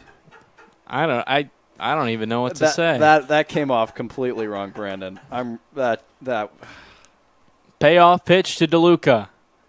Breaking ball misses away. Ball 4. The Red Sox again a leadoff man on base to start an inning. What I was trying to come through with is that I myself have never had a hamburger. You, therefore, have had more than me, so would have a better understanding on where the donut burger ranks in the worldwide burger rankings, if that's even a thing, is it? You're not wrong. I've had a lot of burgers. So here you are making me feel bad. It's pretty darn good. It's a novelty. You have to try it, and it's not one of those things that's just so over the top, but it's actually kind of works. Runner goes. First pitch to Cotton misses. Throw down, not nearly in time. The Red Sox with their 4th stolen base of the game. We're only in the bottom of the 4th. I think they read the scouting report on Joe Donovan because his arm has not been anything to write home about so far, and I'm surprised he even tried to throw down. With the jump that DeLuca had, there was going to be no chance. Pitch called the ball, missed upstairs to Cotton. So 1-0. No outs, bottom of the 4th, the 4-run lead. Lingenfelter sets. Kicks with the 1-0. Swing and a miss. It's 1-1. I would say it's pretty good. It really is worth the try because it actually kind of all gels together. And well, there's different options, right? It's not just glazed. You've got different donuts, glazed jelly, Boston cream is my favorite. You can also add cheese to it or cheese whiz. 1-1. Upstairs. I usually will do Boston cream with American cheese. Oh, my God. And I don't want it to sound like I do this every week. I mean, I've only had, I think, 1 or 2 this season. Believe it or not. 2-1 the count on Cotton. Runner at second for the Red Sox in the 4th. The pitch. Misses low. 3-1. I mean, I shouldn't be talking. Spending good month of my summer here at Red Wilson Field. I feel like the soft pretzels have taken quite a hit in the quantity number stock-wise. So I can relate on getting that urge, especially during a ball game, but I'm just glad they don't have the nutritional facts up there. It's very respectable that you don't have to deal with that shame walking up. You're always between the soft pretzels and the popcorn. And the popcorn. I've been going through the same thing all afternoon. I don't know what to do. 3-1. Lingenfelter sets at the chin, staring at second, now delivers home. Swung on and lifted to shallow center field. Freeman, the second baseman, is back, but it's Bishop, the center fielder, that makes the catch for the first out. Lingenfelter was battling with Cotton throughout that at-bat, and especially on a 3-1 pitch. Quinn got something that he could hit, but it's happened a few times to these widey hitters today, popping up offerings that we're used to seeing them find the gaps with and driving. Give credit to Lingenfelter, battling from start to finish so far. It's Nick Quintana now up, has 5 home runs, did walk in his first plate appearance. DeLuca at second, 1 out. In the bottom of the 4th, the Red Sox trail by 4. Step towards second, DeLuca back without a throw.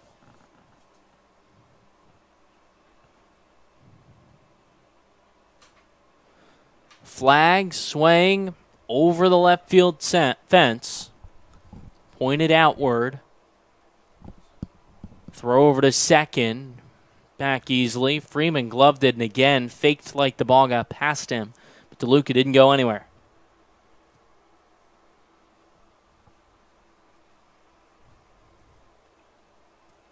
Already mentioned Hyannis and Falmouth rained out again, and not even rained out. The field just not playable tonight after rain yesterday and throughout the night. DeLuca goes to third. The pitch inside, throw down, not in time. Eden thought he had him. It was a good throw from Donovan that time, but just a tad late. DeLuca, stolen bases 7 and 8. He stands at third with just an out. And it looked like he just got that right cleat to touch the bag before the throw from Donovan came into the glove of Eden. Good location on it, too, but DeLuca just a hair in front. Was a ball up and in to Quintana, the 1-0. Misses upstairs, 2-0 the count. Currently no action in the Whitecaps bullpen. Lingenfelter starting to labor in this fourth inning.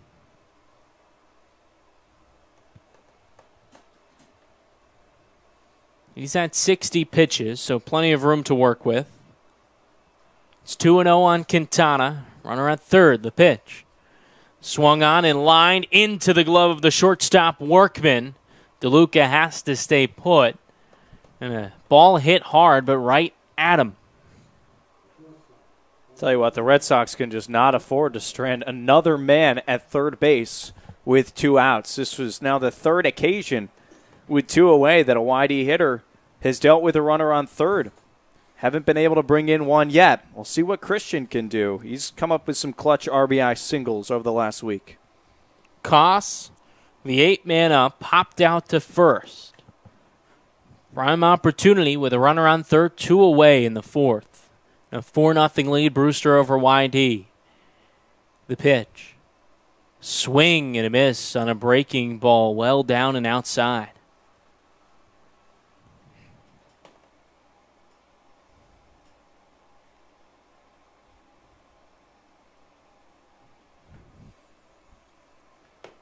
Red Sox just 2 hits thus far, also 2 errors. The 0-1. Bunted up the third base side, but foul. Koss trying to catch the Whitecaps defense sleeping. He's in a hole now, 0-2. He's frustrated with himself. He thought he got a good pitch to Bunton. Sure looked like he had a chance. But especially with so much space down the third base line, Eden playing back with DeLuca over there. Oh, that was a golden opportunity. Lingenfelter toes the first base side of the rubber. Peers in, shakes no. Now a deep breath and sets at the chin. It's 0-2 on Koss with 2 outs. Runner on third. The pitch. Spoiled out of play right side. 4-0 lead. Bottom of the fourth. Brewster beating YD. Never know what you're going to get come playoff time. The Whitecaps just eking in 13-27-4. Just enough for a spot over the Orleans Firebirds. The 0-2 misses low, 1-2 on Koss. I mean, it's crazy to think that if this result holds, Red Sox drop game 1 here, you got to go on the road to a ballpark you have not fared too well this season. They lose that game, campaign's over for all of 2018. Red Sox 0-1-2 at Stony Brook Field this season. Some wacky and wild finishes.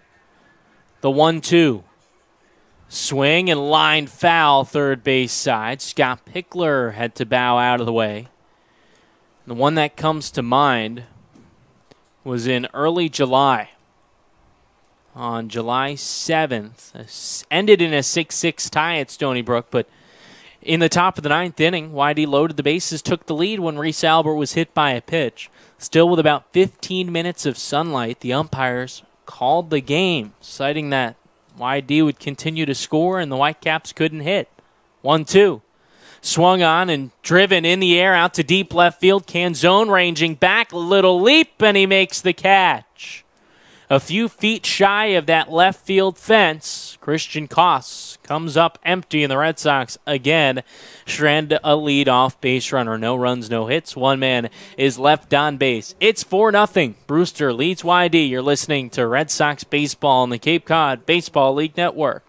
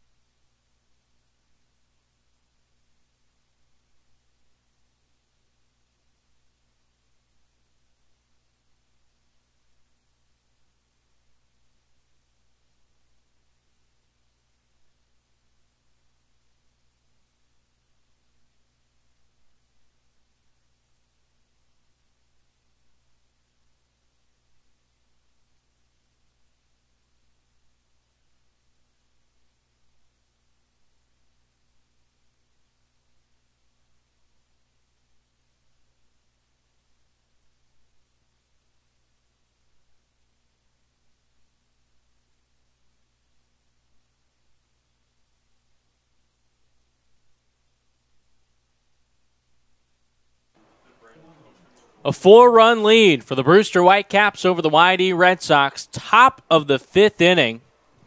It's still Chandler Fidel in his 4th inning of relief work. He'll face the one-man, Dom Canzone. 2 strikeouts tonight, including one against Fidel. First pitch to the lefty. Breaking ball misses away. Lefty-lefty matchup with Fidel from Arkansas Little Rock.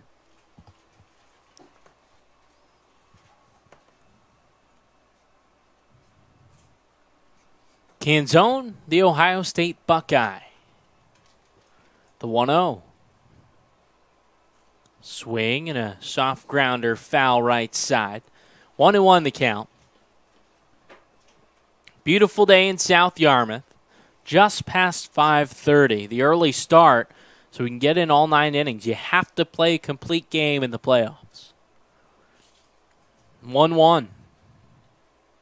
Breaking ball. Low gets through the wickets of Kerner behind the plate. It's 2-1. Thank you for tuning in. Brandon Pelter with you at Red Wilson Field. Red Sox find themselves in a 4-run hole. The 2-1. Swing, and this one driven to deep right field. DeLuca is back, looking up, and one hops the wall. Canzone around first. He's into second, a stand-up double to lead off the 5th inning for the Whitecaps.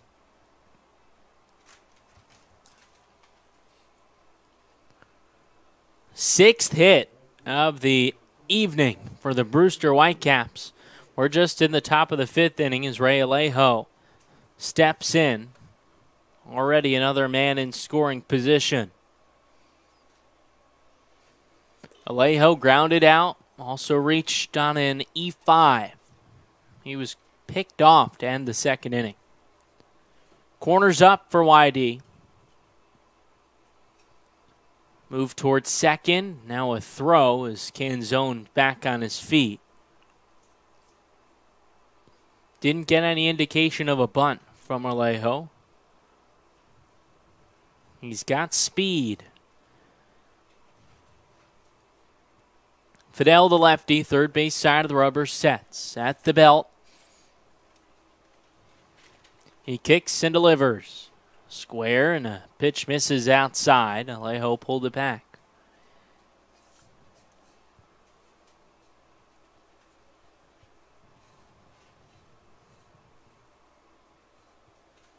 These teams split the regular season series 2-2-2. But the Red Sox, both wins coming at home. 1-0. Misses upstairs. 2-0 on the two-man Ray Alejo.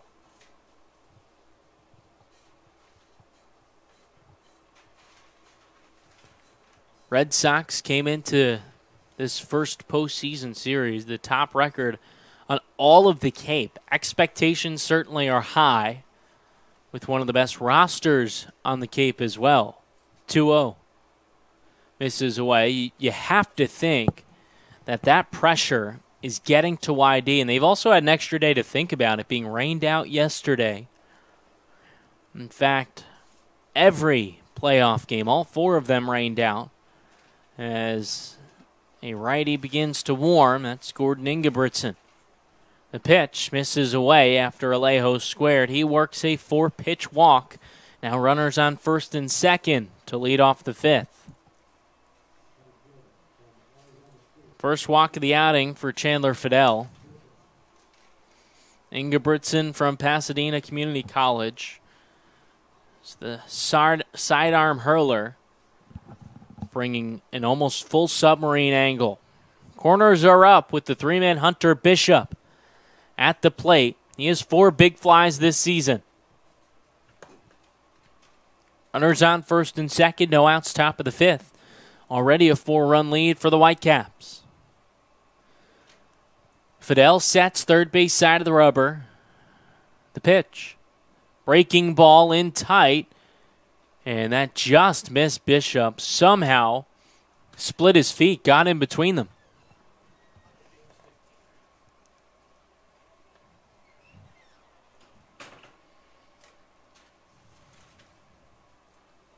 It's Canzone at second. Started the inning with a double. Alejo at first, he walked. Now time called by Bishop. 0 for 9 in his last 4. And so far today, 0 for 2. A pop-out and a strikeout swinging. He's got the open stance left side, lefty-lefty matchup. The 1-0. Swing and a miss on a breaking ball. He wanted to send that ball to Jupiter. Came up empty.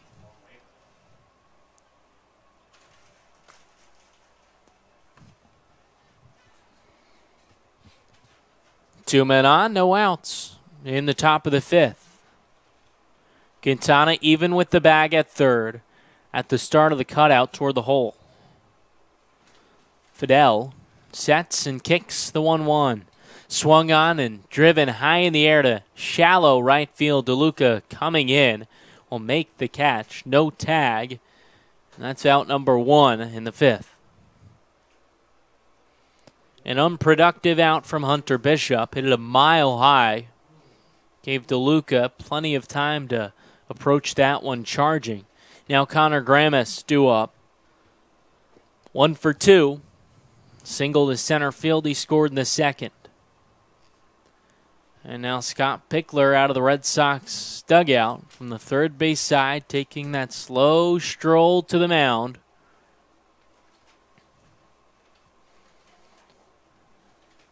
The Red Sox mound a deep orange.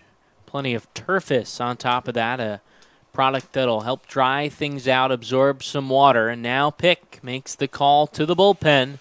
It'll be the righty, Gordon Ingebrigtsen, coming on during the top of the fifth inning. Justin out, 2 men aboard. We'll step aside as Ingebrigtsen warms. You're listening to Red Sox Baseball on the Cape Cod Baseball League Network.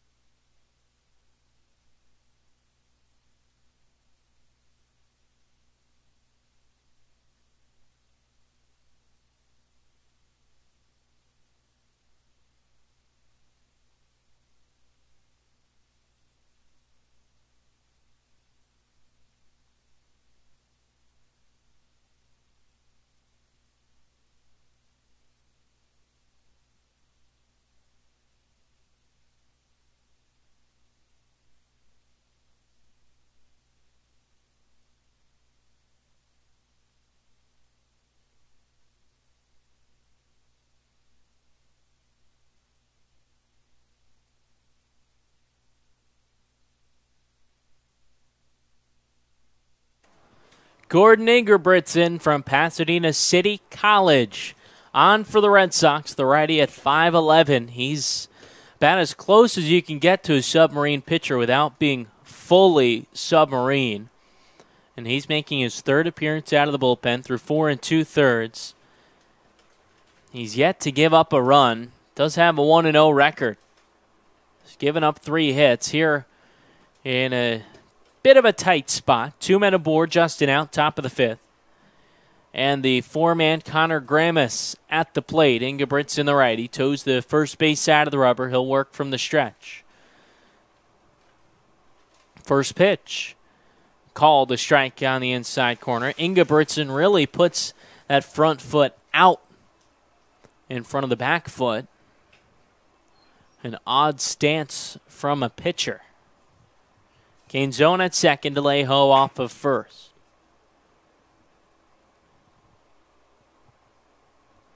A 1. Swing and a grounder right back to Ingebrigtsen. Fires to second for 1, on to first. Not in time. Took Cost an extra moment to get to the bag at second because that ball was hit so hard. And then the return throw to first was in the dirt, picked by Dashbach, but Gramis beat it out. So Gramis aboard via the fielder's choice. And now runners on the corners, 2 away. Big spot for Jesse Franklin, already a 4-run lead for the Whitecaps. I'm sure they'd love to extend it, especially with the potent offense of YD. But for the Red Sox, time to get going.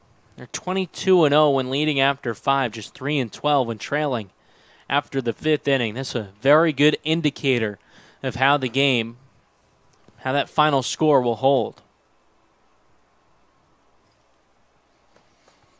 First pitch to Franklin. Breaking ball, curls in to catch the outside corner.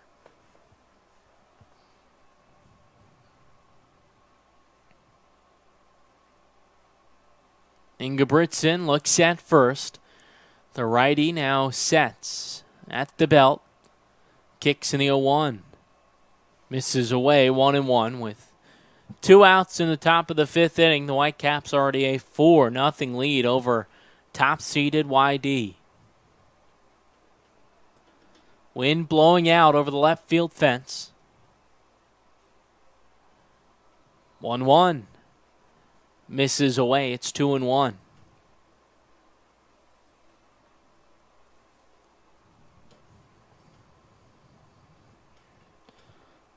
It's an amazing feat that the Whitecaps are even playing here today, let alone having the 4-0 lead. Went 4-5-1 in their last 10. 2-1. Fouled back. Just to beat out the Orleans Firebirds, who lost 12 of their last 13 games. Not something that you usually see from Orleans, who missed the playoffs for the first time since 2007. Canzone off of third, Gramis at first, 2 away, top of the 5th. It's Jesse Franklin, the lefty. He calls for time. No action in the Red Sox bullpen. A righty standing in the Whitecaps bullpen. Third to first, nothing doing. Looks all the more funky from the sidearm slinger, taking that step toward third. 2-2 the count on Franklin.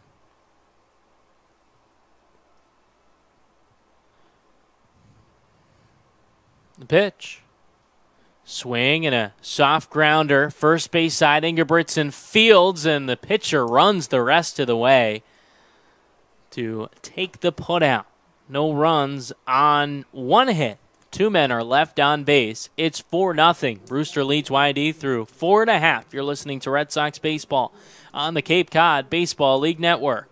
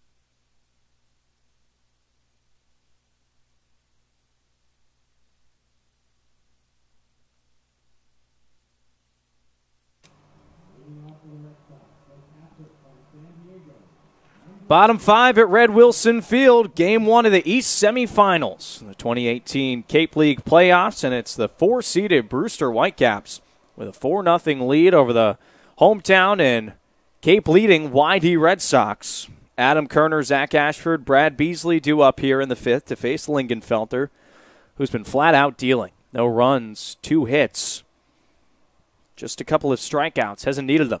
First pitch to Kerner. He'll take for a strike right down the middle. 0 for 1 day for the catcher for the Red Sox, getting the start in the playoffs. Freesia and Dyer waiting their turn. 0-1 to Kerner. Swings and skies it up out into right field, foul territory. Franklin going back, and he's got it. Nice play from the speedy first baseman to get out there and locate it for the first out of the inning. He lost a foot race back in the top of the fifth to Gordon Ingebrigtsen to end that frame. Brewster stranding another runner in scoring position. Speaking of runners stranded in scoring position, here's Zach Ashford. He's been left at third twice today. Also 2 for 2 with a couple of base knocks. 1 away, bases empty. 4-0 lead for Brewster. Lingenfelter from the wind. First pitch to Ashford. He'll take ball 1 low in the dirt. Second time these two teams are meeting up in 2 years in the first round of the playoffs. Whitecaps took the series in 3 games last year. Decisive game 3 at Red Wilson. 1-0 to Ashford. That's a strike on the other third. Another fastball from Zach to even the count up at 1-1. Whitey, an 8-5 win to start things off in game 1. Heroics. 6-1 victory for the Whitecaps back at home in game 2. Then extra innings win in game 3. 1-1, fastball at the letters. 2 balls and a strike on Ashford. That game 3 was just about as crazy as you could get in a winner-go-home scenario. Whitey trailed late, tied it in the 9th, and then the Whitecaps took it in 10. 2-1 pitch to Ashford. Fastball just off the plate for ball 3.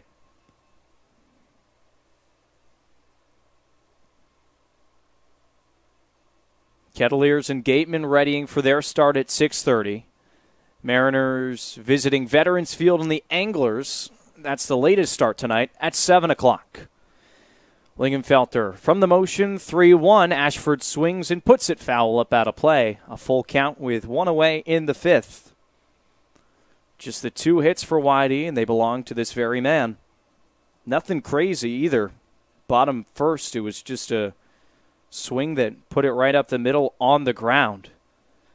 And then in the 3rd inning, Ashford's single was kept on in the infield by Freeman, and he just beat out the throw that missed first base. Here's the payoff pitch. Fastball away, ball 4. Zach Ashford reaches for the 3rd straight time in the ball game. Base runner for the Red Sox with 1 away. Brad Beasley coming up. 4th free pass issued by Lingenfelter, and now some action up in the Brewster bullpen, and just like that, Jamie Shevchik makes his way down the first base line. Looks like Lingenfelter's afternoon might be finished here in the 5th inning. And if that's true, very, very solid stuff as the motion's made. New pitcher coming on for the Whitecaps for the first time today. A 4-0 lead for Brewster and a new pitcher. We'll get you all the details on the other side. YD Red Sox baseball continuing.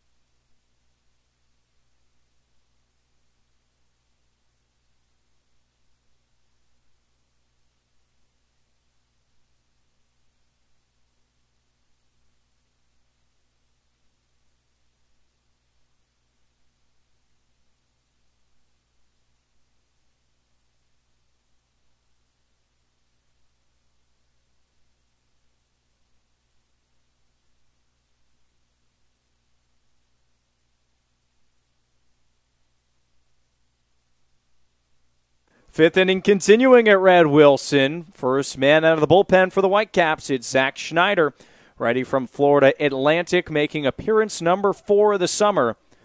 His first one came against the Red Sox back here at Red Wilson on July 20th. Got bunged up a bit, 2 2/3 innings, gave up 3 runs, none of them earned though, and 2 hits, collected 3 strikeouts as well. He enters the ball game with the visiting Whitecaps leading at 4-0. Ashford's on first base. He just walked. He belongs to the tab of the starter, Zach Lingenfelter, who pitched a very good Game 1 start. Beasley at the plate. Initial offering. Takes it for a strike on the outer third. Brad 0 for 2 for Day. Ground out and struck out looking in the third inning. At the second and final K that Lingenfelter collected, he found other ways to get those outs. Schneider with the interesting delivery. Goes 0-1 and misses away. Kind of hunches his back all the way down towards his belt. Gets about even with it. Then goes into the motions and delivers very herky-jerky. The righty from Florida Atlantic. 1-1 count on Beasley, the pitch. He swings and lines this one out to center field. It falls in front of Bishop. It goes off his glove and rolls all the way to the wall. Being waved to third is Ashford. He'll hold there. Into second scoots Beasley. Costly error for Hunter Bishop.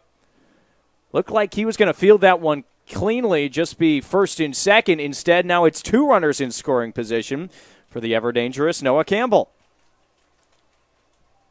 So tack on an error for the Whitecaps, their first of the ball game. That allows Beasley to advance, Ashford as well.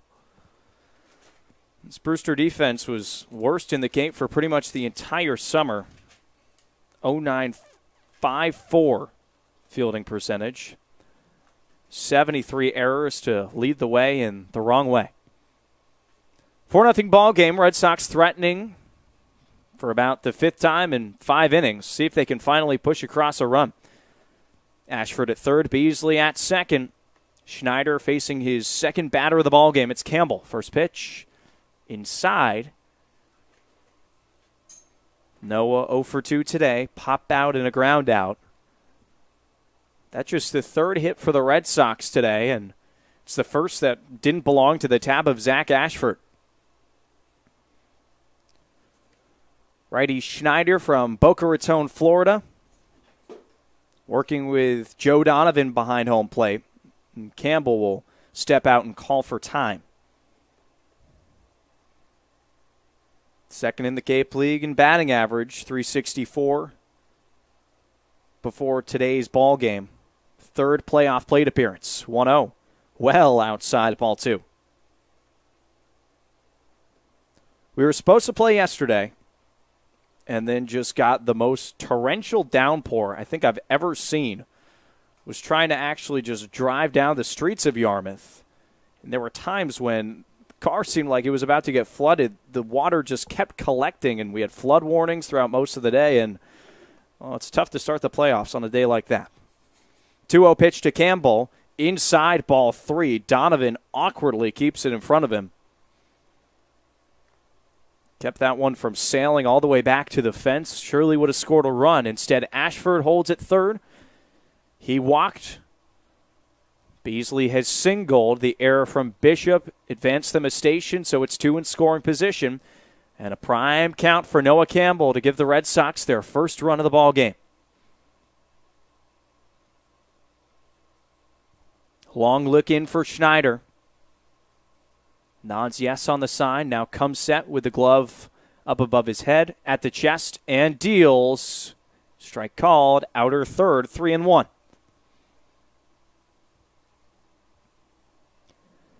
Not a lot of ball games that the Red Sox are shut out in, especially through 4 consecutive innings. They score in bunches, it seemed like. Had base runners a ton so far, but stranded far too many. We'll see what Campbell can do here. The 3-1 taken for strike 2. Breaking ball seemed to fool him.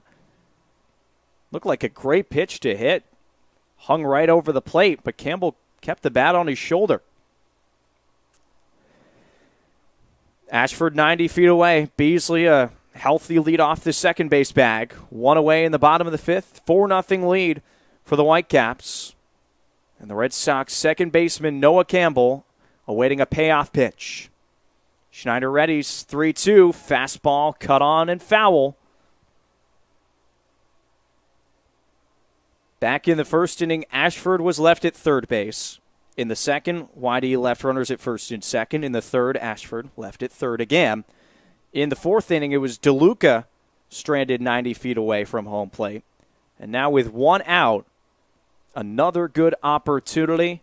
See if the Red Sox can finally make good. Wind gusting out towards left center. It's already carried a few fly balls, dangerous towards the wall. 3-2.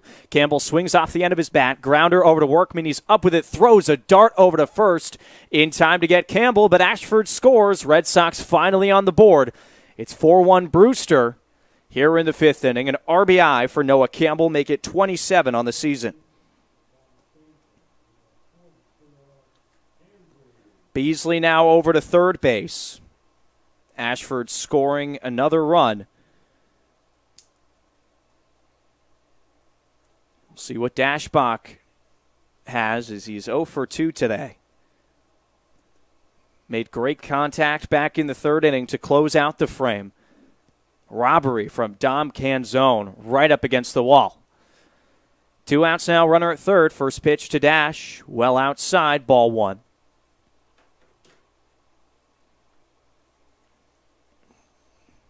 These Cape League playoffs, pretty much from the start, it's high pressure. You really only have one mulligan, one bad loss, and that can be it in a series. Red Sox trying to avoid that here. The 1-0 offering just outside, ball 2. Looked like it might have clipped that outside corner, but Dashbach gets the call from Garcia behind home plate. And the count moves to 2 balls and no strikes, 2 outs. Beasley on third, now a 3-run ball game. Schneider, it's 2-0, grounded over, past a diving Workman into left field. Beasley touches home, the lead cut in half, an RBI for Andrew Dashbach, and the Red Sox heating up here in the fifth. Didn't have to do a whole lot, found that soft spot in between Eden and Workman, and Gage went all out with the dive. Couldn't keep it in the infield, and Dashbach at first with an RBI single, his 28th to lead the ball club. So now 4-2 Brewster. Still 2 outs. All of it coming with 2 outs. DeLuca at the plate, first pitch. He swings and bounces it foul. Kerner popped out to Franklin to begin the fifth. A walk from Ashford. He's come around to score. Beasley singled. The error from Bishop. That looms large right now. Campbell with the RBI ground out, and Andrew Dashbach's RBI base knock. It's brought Whitey within 2. Righty-lefty matchup. The pitch. DeLuca swings and pops it up just behind the Red Sox dugout. In a hole, 0-2. Mentioned Hyannis and Falmouth not getting to go for the second straight day at McKeon Park. That just goes to show you how much rain was received here on Cape Cod yesterday. And the way that McKeon Park is kind of structured, everything just filters down. It's just stuck in this bottom of the valley. And they couldn't get the field ready. They'll have to go tomorrow for game 1. 0-2 to DeLuca. Outside, ball 1.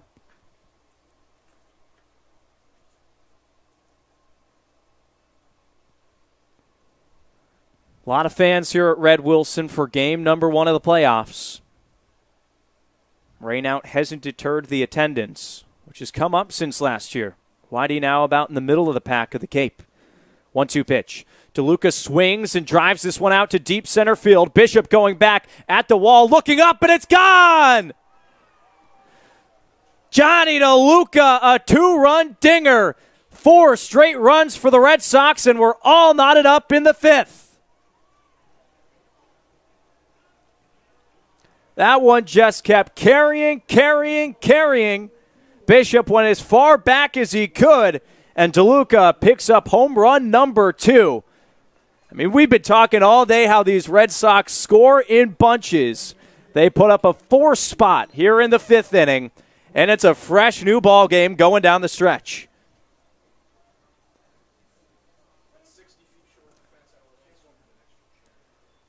Quinn Cotton will dig in. The bases have been emptied thanks to the Oregon Duck. Still 2 outs as the Red Sox get to Schneider for the 2nd time this summer. First pitch to Cotton. Tries to check his swing, won't matter. Called strike on the outside corner. Been quite some time since DeLuca homered, going all the way back to that Gateman doubleheader towards the end of June. 0-1 pitch. Cotton sits on it and lofts it high down the first base line. This should be routine for Franklin. He's got it to retire the side, but just like that, a 4-4 ball game through 5 full innings. Johnny DeLuca, the 2-run homer, has brought us even. Top 6 we go. You're listening to Whitey Baseball on the Cape Cod Baseball League Network.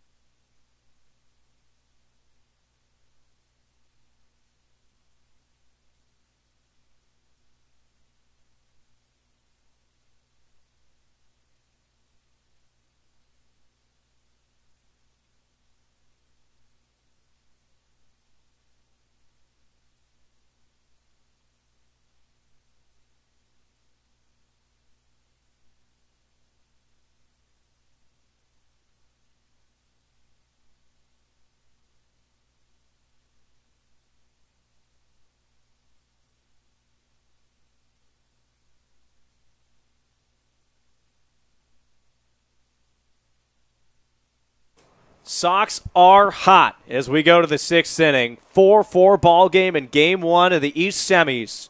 After trailing 4-0 for most of those middle innings, a 4 spot put up by the Red Sox has brought us even.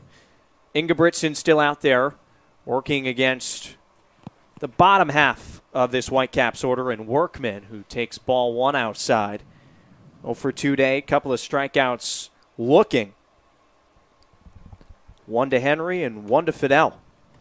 1-0 pitch, off speed and a strike to even the count up at 1-1. Dana, the Sox 2-0, one tied after 5.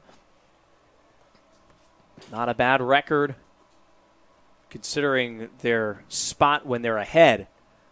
A perfect 22-0 after 5 innings, the lead. And a pause as there's been a ton of fans kind of making their way out of the foul play territory. The younger variety as well. That's why we hold safety first, a 1-1 count, no outs, no one on base. The pitch from Ingebrigtsen misses outside, 2 balls and a strike. Ashford walked, Beasley singled, RBIs from Campbell and Dashbach brought it to within 2. And then Johnny's 2-run homer puts it at 4-4. The 2-1, that's on the outside corner. The fastball from Ingebrigtsen surprised Workman, and it's 2 balls, 2 strikes. ASU Sun Devil hitting 163 through the regular season, including a dinger, 12 runs batted in. Trying to avoid being struck out for the 3rd straight time. The pitch, waved at and missed, down he goes. Ingebrigtsen fans him his first K of the afternoon, and there's 1 away here in the 6th.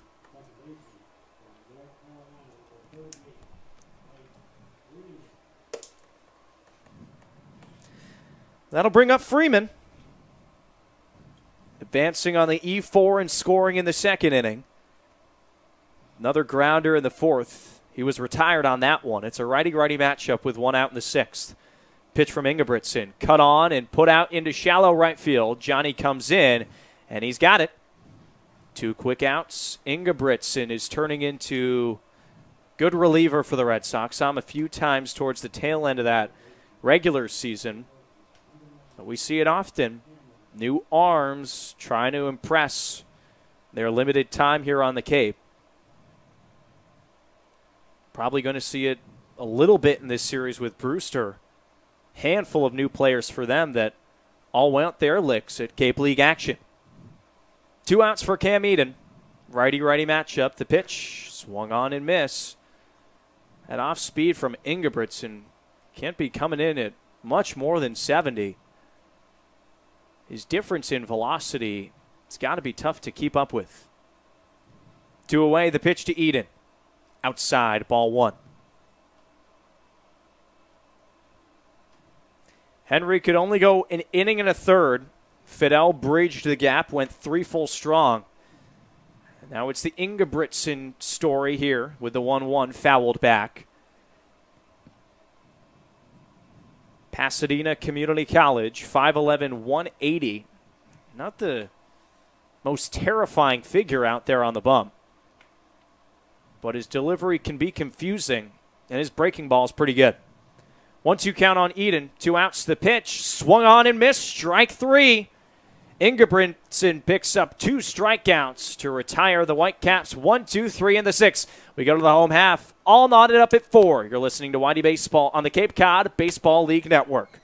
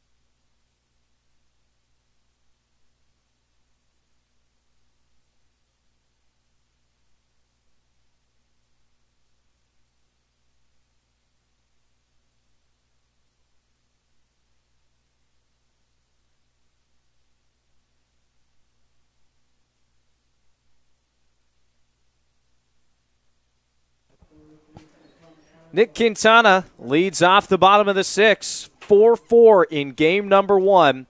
The first round of the 2018 playoffs. Whitey and Brewster doing battle for the second straight summer in this first round. Last year, the Whitecaps fell in game 1, but would take the series and then go on to win the 2017 championship.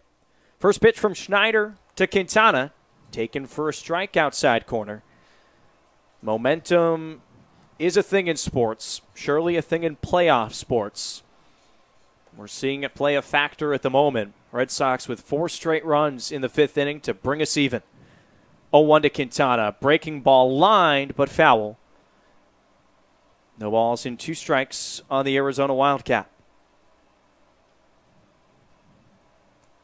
Koss and Kerner also expected. Both of them 0 for 2. Quintana is 0 for 1. Did reach base in the 2nd inning.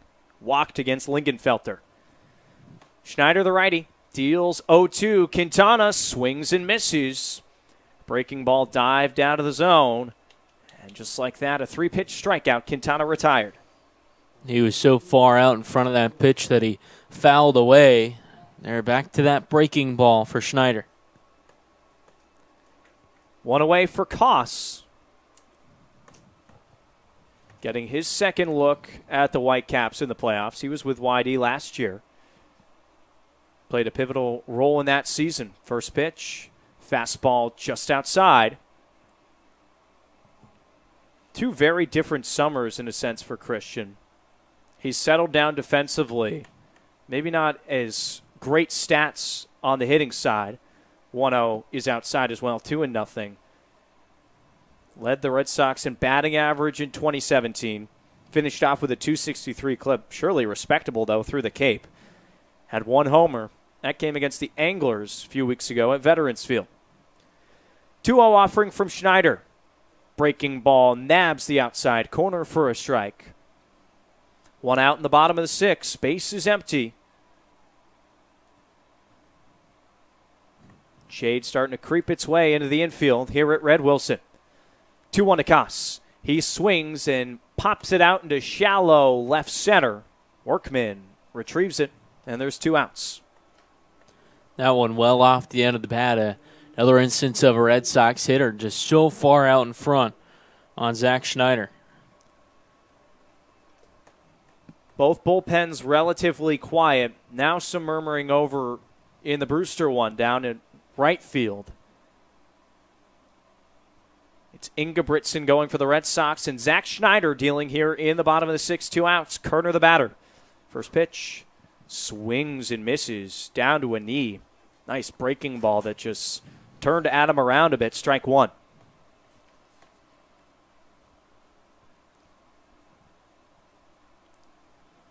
Schneider from Florida Atlantic deals strike 2 on the outside corner. Pounding the zone here in the 6th inning after he ran into a host of trouble in the 5th. Gave up 3 hits. 0-2. Cut on and miss. Strike 3. 2 strikeouts for Schneider to respond. And we go to the top of the 7th. 4-4 ball game. You're listening to Red Sox Baseball on the Cape Cod Baseball League Network.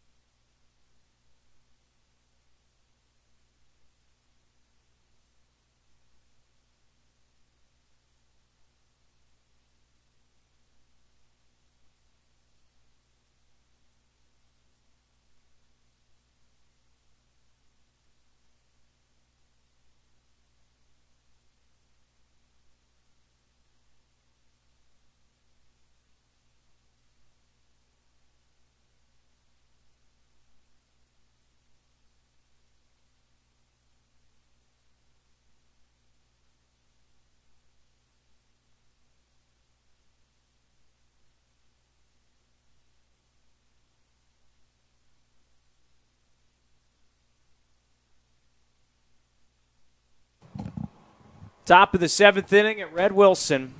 Knotted up at 4 runs apiece. Joe Donovan digs in to face Ingebrigtsen back out for another inning of work and relief for the Red Sox.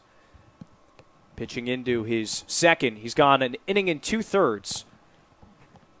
He's been perfect so far. 2 strikeouts. Facing Donovan, first pitch. Off speed, hangs high for ball 1. Oh, hey now, in the playoffs, certainly don't want to jinx him there. Certainly not, and you know how quickly things can turn around. That momentum always up for grabs. 1-0 pitch from Ingebrigtsen. That connects for a strike, 1-1. We saw in the 2nd inning for the Whitecaps scoring 4, and then YD punching their way back into this one, putting up 4 of their own in the 5th. Donovan awaiting. 1-1 cut on, but put foul up behind the fence. A ball and 2 strikes. On the 9-man, catcher from Michigan. Batting .309 through the regular season. 8 runs batted in, no homers. But he's put his stamp on this game already. 1 for 2. That RBI double coming in the 2nd inning. No outs, top 7, bases empty. Ingebrigtsen setting at the belt. Fires, misses low. 2 balls, 2 strikes. We'll be over at Stony Brook tomorrow 4 o'clock first pitch from Brewster for game number 2. Then possibly back here, same time at Red Wilson for game 3. 2-2, just fisted out of play. Donovan hangs alive. That game would be Tuesday, a decisive game 3 if necessary. Though just all holds are off here in the 2018 playoffs already. Now with 5 collective games rained out, just day 2. 2-2 pitch, nicked foul, checked his swing, and keeps the count alive, 2-2.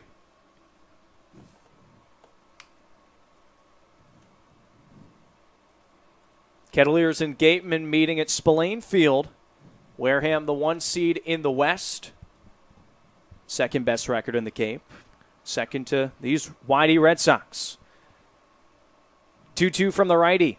Misses outside, tailing away from the right-handed hitter Donovan, and a full count with no outs. Get to it, the 4 seed. And then Harwich and Chatham. They'll get underway at Veterans Field in just under an hour. Payoff pitch to Donovan. Another foul ball. He's putting in a good at-bat to begin this 7th inning. That's what really gave the Whitecaps success in the 2nd inning. Worked counts against both Henry and Fidel a bit. Worked them until they got something that they liked to hit. They collected 4 base knocks in the 2nd inning. Another payoff pitch from Ingebrigtsen, and you guessed it, another foul ball. 3 balls and 2 strikes. For Gordon, really seems like one of those guys out here on the Cape that once you see enough of him and he gets around the lineup for the 2nd time, or really even toward the end of the 1st, you start to pick up a little better on that release point. He's not throwing hard. Really lucky to touch 80 on that fastball. Trent Denholm is warming in the Red Sox pen as Ingebrigtsen pitches here in the 7th inning. Another 3-2 to Donovan, and he laces one out into the gap in left center. That'll fall down. One hops the wall. Ashford retrieves, tosses into the cutout man. It's a leadoff double for Joe Donovan. A great at-bat to begin the 7th inning, and the Whitecaps have a runner in scoring position. Just like we were talking about, working it, picking up that ball better and better each time, and there he caught a pitch that just caught too much of the plate and able to smash it. And it's the top of the order now due up for the Whitecaps. Dom Canzone digs in 1 for 3 day. Couple of strikeouts to begin his afternoon, but the double in the 5th led things off, and he was stranded at 3rd. 4-4 ball game, no outs in the 7th. Runner on second base. Corners come in on the infield. The pitch from Ingebrigtsen swung on and missed. Strike 1. Dashbach on the lip of the grass. Quintana foot behind it. Now he'll creep up. Expecting Dom to maybe try and sacrifice over that go-ahead run in Donovan, who stands at second base. And with so much difficulty from this Whitecaps offense, wouldn't be surprised to see them sacrifice, although Dom Canzone does have a double today. 276 hitter from Ohio State. A lot of Big Ten featured up down this Whitecaps lineup. Ohio State, Michigan heavily featured as well. Funny enough, it was a Wolverine that started for the Red Sox, Tommy Henry. He didn't last long. Scott Pickler out of the bullpen. Asks for time as the infield converges. Denholm has been warming for solid 5 or 10 minutes. Might be time that Scott Pickler makes another change. If so, he'd be bringing in a very solid reliever in Denholm, an all-star for YD. Henry went an inning and a third. Fidel tossed 3 full. Ingebrigtsen has taken us into the 7th inning, has yet to record an out in the frame. Gave up the leadoff double to Donovan. Now the home plate umpire, Mickey Garcia, will go out and force the hook. Pick finally gives it to him. The Red Sox are going to the bullpen here in the 7th inning. All-star Trent Denholm coming on to throw. 4-4 ball game. We return on the other side.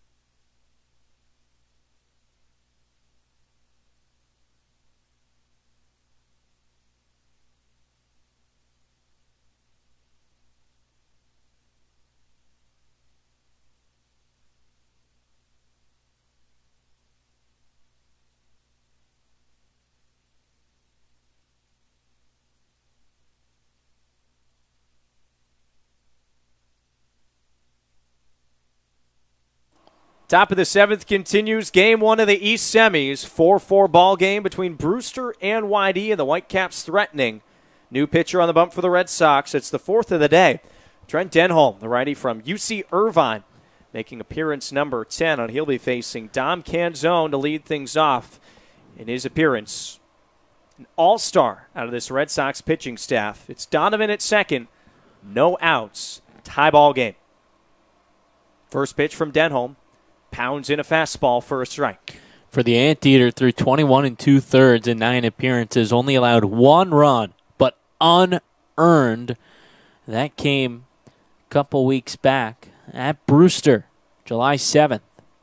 And that 6-6 tie ball game at Stony Brook Field that went a while. 0-2, paint job, outer third, called strike 3. Canzone sits down, and there's 1 out. Trent Denholm with an exclamation point as he enters this ball game. Canzone didn't like the call, thought that ball is off the plate, but you got to protect with 2 strikes, and Denholm definitely coming with a little bump in velocity from Gordon Ingebrigtsen. His first appearance in a Cape League playoff game. Hurler from UC Irvine. First pitch on the way to Alejo. A called strike on the outer third. Went with the curve, and it surprised him for strike 1. Right fielder tonight, just 0 for 1. Walk and an error allowed him to reach base twice, though. Waves his bat through the strike zone. Awaits the 0-1. Here it is. A fastball bounces in the dirt. Kerner pushes it into play. He goes out to snag it. It's a ball and a strike. Ingebrigtsen goes an inning 2/3. The 1 hit was the last batter he faced. Donovan took him all the way to the fence. Ingebrigtsen also collecting 2 strikeouts, though.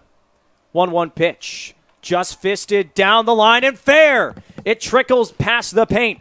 DeLuca just getting to it. Coming in with ease is Donovan. Alejo, he's digging for third. The throw comes into Quintana, not in time.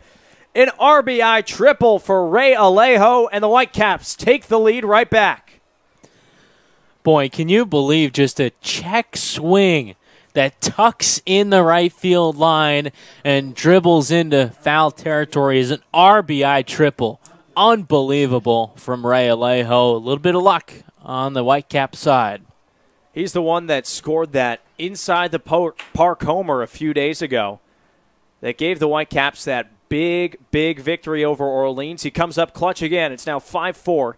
Still 1 out in the 7th inning, and Bishop at the plate. First pitch fastball taken for a strike on Hunter, who's 0 for 3. Few pop-outs and a strikeout. You only think it's a matter of time, though, for the big power hitter gets a hold of something. Alejo on third, 0-1 count. Pitch from Denholm. Fastball just below the knees, 1-1.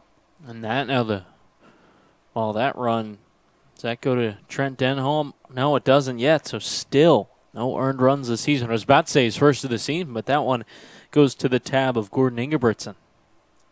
1-1 delivery to Bishop. Curveball strike.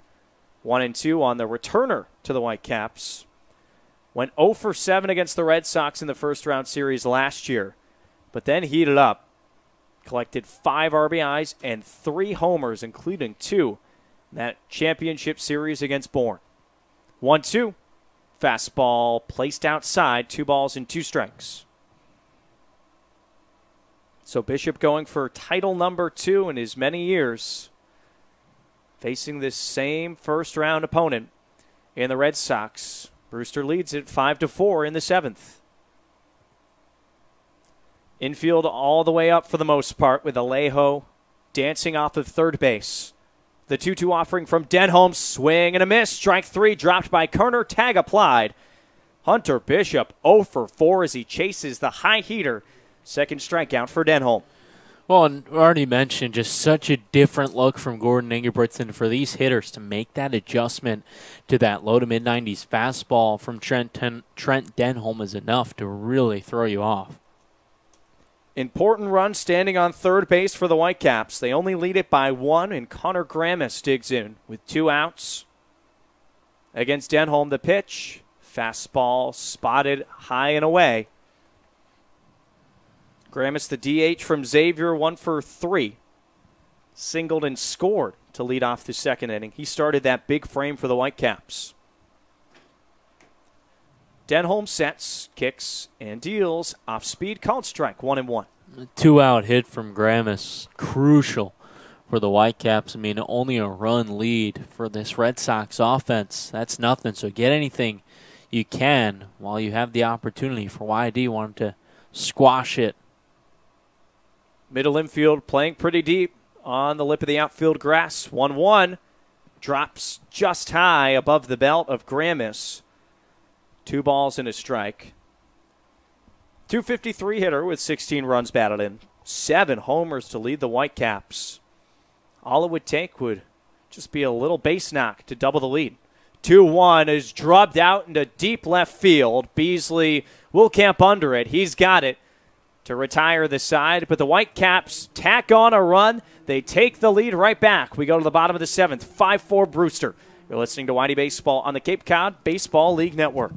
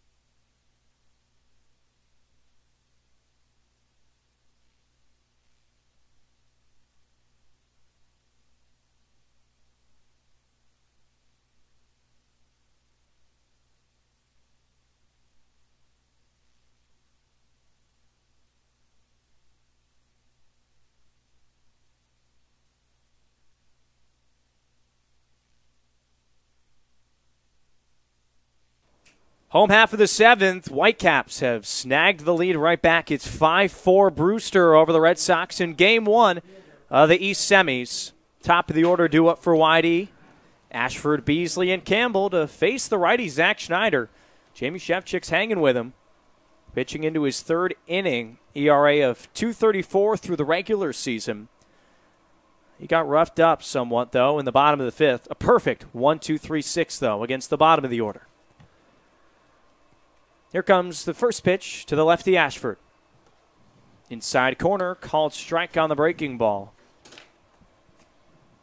It was Donovan who crossed home in the top of the 7th after that leadoff double. It's given Brewster the 1-run advantage back. 0-1. Waved at it, missed. Ashford swung above it awkwardly. Quickly, 0-2. Mentioned these two teams were pretty darn even throughout the regular season. 2-2-2, the record for both squads against the other. That run differential very close as well. 35-31 in advantage of the Whitecaps. Very close. 0-2, curveball just outside. 1 ball and 2 strikes now on Ashford. Followed that one all the way into the mid of Donovan. Was that 6-1 win a couple weeks ago that really made the difference when you look at those numbers, Dana. Pitch from Schneider, bounded over to the second baseman. Freeman backhands, throws across his body, and that beats out Ashford. Nice play from Ike Freeman to collect the first out of the 7th. Really athletic, ranging right toward that second base bag and backhand while running in the opposite direction, having to throw back across your body. Really nice play from Freeman. 1 out for Brad Beasley. 1 for 3 day. Singling and scoring in the monumental 5th inning for the Red Sox. Also struck out looking and a ground out. Batting in the 7th inning. First pitch from Schneider. Beasley tags it out into left field. It falls for a base hit. Canzone gets to it on a couple bounces, darts it back in. 1 out single for Brad Beasley, cutting it the first pitch. The Red Sox know again with speed on the base paths. We've seen them very aggressive thus far. Campbell's been relatively quiet today. Did collect the RBI on the ground out in the 5th inning. Did what he needed to do, put the ball in play. That scored the first Red Sox run. Now he bats with 1 out and a runner on in the bottom of the 7th. Facing Zach Schneider for the 2nd straight inning. He holds the glove at his chest and deals. Breaking ball outside. Ball 1 to Campbell. South Carolina product who's had a phenomenal summer for the Red Sox. I think it surprised him a bit as well. Just a torrid pace in the month of July. Beasley off of first. The pitch to Campbell. Off the end of the bat and out of play. Ball and a strike.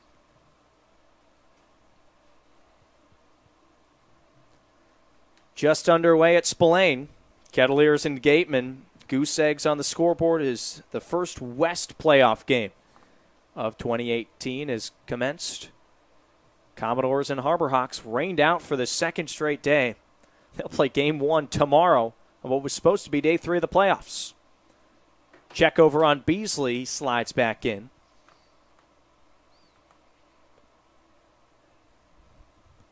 Shade making its way across the infield.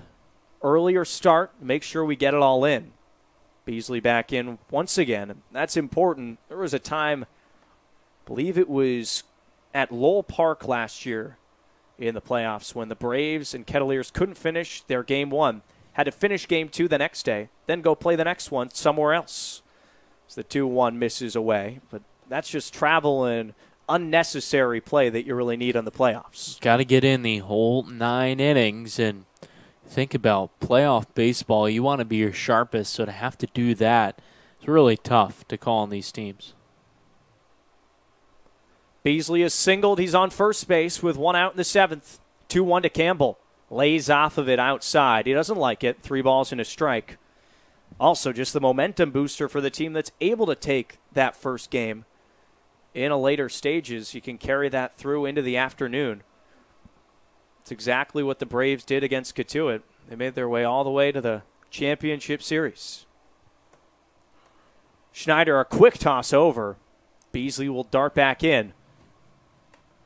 He's got a herky-jerky delivery to home as well as over to first. Quite chaotic delivery from the righty. 3-1 count, the pitch to Campbell. He swings and lines it, but right at the shortstop. Workman fakes the throw back to first. Another loud out. Campbell retired, and there's 2 outs for Andrew Dashbach. Second ball today, the Red Sox hitters have tagged, but right at Gage Workman. He was playing shaded towards the middle bag. He read the scouting report correctly. Campbell will sit. Dashbach will stand with a runner on and 2 outs. Red Sox trailing by a run in the bottom of the 7th. First baseman for YD is 1 for 3. The RBI single in the 5th inning. That was just a lowly ground ball that got through the hole as the Whitecaps want to talk things over. Don't think they're going to make a change.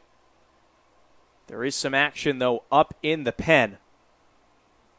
Schneider's just the 2nd hurler to go so far for Brewster. After the starter, Zach Lingenfelter, pitched into the 5th inning. He did more than his job, and he outmatched Tommy Henry, who could only go into the 2nd. As the party breaks up, still 2 outs. Beasley aboard. The Red Sox trying to get back into this ball game.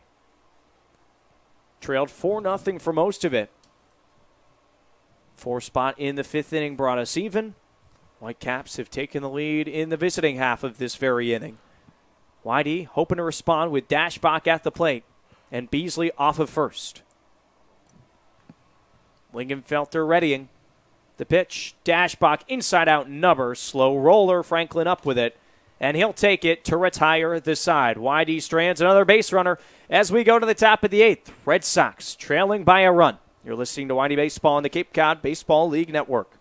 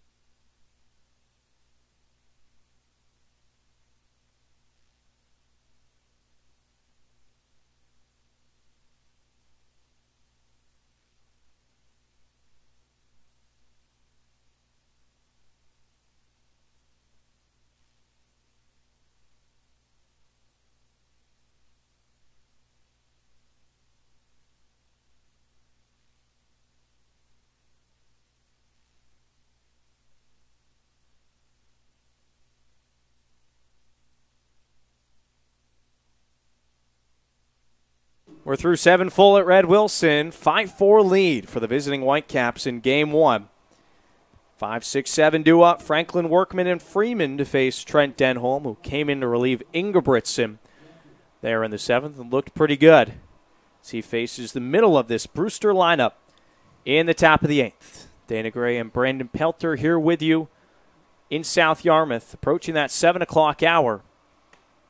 First pitch coming just after 4 o'clock today. Denholm's initial offering waved at and missed strike 1 from Franklin. A little late on that fastball. He's 1 for 3, singling and scoring in the 2nd. And since then, a couple of ground outs. Denholm from the windup, 0-1. Put foul up high behind the fence. Rapidly 0-2 on the leadoff man for the 8th inning. Flagpole out in left center, still gusting its way away from home plate. Saw it help a Johnny DeLuca 2-run homer move its way out of here already. 0-2, swung on and missed. Strike 3. Make it the 3rd K recorded from Trent Denholm in just an inning and a third. He gets the first out of the 8th inning in quick fashion. Trent has just been so good for these Red Sox. I mean, we've already talked about the fact that he hasn't allowed any earned runs this season. The strikeout numbers up as well. He's been a steady hold. Gage Workman digs in from the left side against the righty Denholm into the motions. First pitch. Fastball busts him in there. Foul ball off the bat. Is strike 1. Red Sox only with 6 outs to play with. Middle of their lineup due up in the bottom of the 8th. DeLuca will lead things off. Whitecaps with 5 outs remaining. There's 1 away here in the 8th. Pitch from Denholm. Curveball drops in for a strike. 0-2 against the second straight batter. Righty from UC Irvine working ahead as he so often does, so often has in 2018. The pitch. Spoiled it away. No offering from Workman. A ball and 2 strikes. Dana, this game has really been a slugfest. Each team getting their big blows in. Brewster in the 2nd, Whitey in the 5th, and then the Whitecaps with a little jab in the 7th. 1-2. Fastball upstairs, 2-2. And you have to think that they're not done. Just kind of has that feeling like something is coming in the later stages of this ball game, as the Red Sox offense heated up there in the 5th inning for a moment. But the storyline, no matter what, after this one's over, it's going to be runners left on base for both squads. 2-2, inside corner, called strike 3, ring him up. 4 Ks for Denholm. He's retired the first 2 by way of the K in the 8th. And there's just 1 man left. It's Ike Freeman for Denholm to get. Workman not happy with that call. Thought that pitch almost hit him. Mickey Garcia saw things differently. Freeman 0 for 2. Couple of ground outs and a pop out, but one of those was a botched error from Campbell. First pitch falls in for a strike. Trent loves to work quickly, loves to work ahead. We've seen it on full display here in the 7th and the 8th. There's 2 away in the top. 5-4 lead for Brewster in Game 1 of the East Semis. 0-1. Fastball is driven out into deep left center. Ranging over is Beasley, and he's got it to retire the side. Freeman gives it a ride, but the Whitecaps go down in order 1-2-3. Bottom half of the 8th, it's Brewster 5, Red Sox 4 on the YD Radio Network.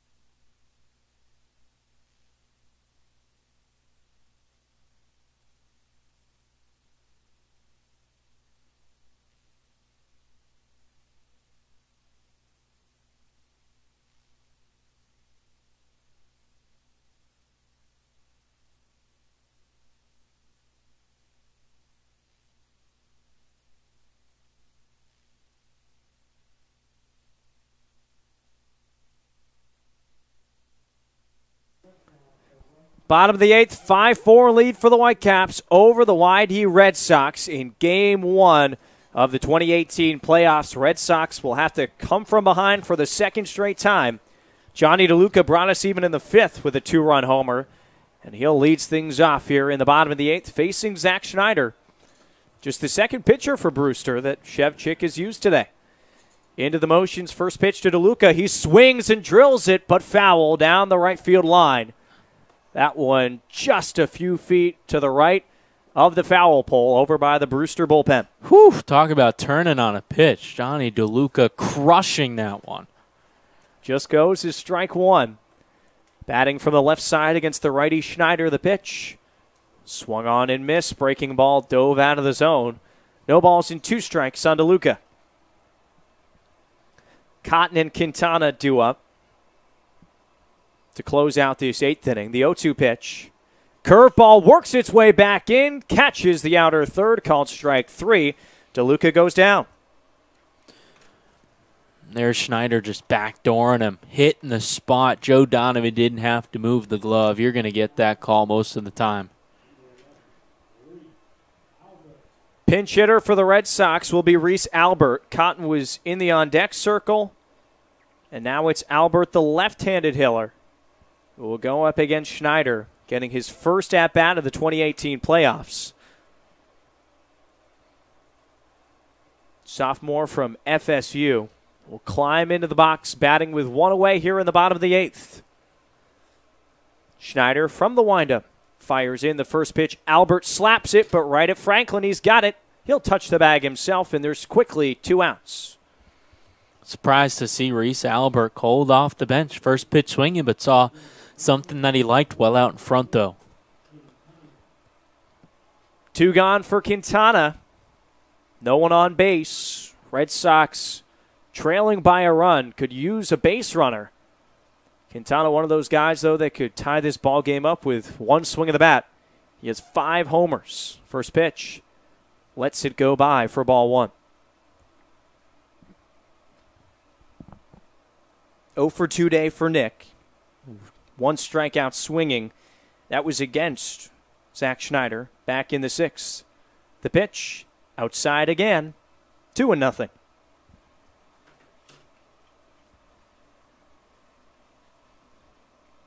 Whitecaps led this one 4-0 going into the fifth. Red Sox tied it at that after the frame. And then one run in the seventh has put them up. 2-0 is grounded deep into the hole on the left side. Workman throws all the way across. No chance to get Quintana. Infield single with 2 outs, and Christian Koss coming up. The all-out effort from Workman, ranging right, showing the good footwork, and then actually as he was able to throw, lost his footing. Nothing to his part. He just couldn't really grip it there trying to throw off that back foot, so he did a double clutch and fortunately didn't airmail that second throw. 2 outs, Quintana at first base, and Jamie Shevchik takes the stroll towards the pitcher's mound. Going to be going to the bullpen for the second time this afternoon. In the bottom of the eighth, 5-4 lead for Brewster, hanging on by a thread. We'll get you all the details you need on the other side. You're listening to Whitey Baseball on the Cape Cod Baseball League Network.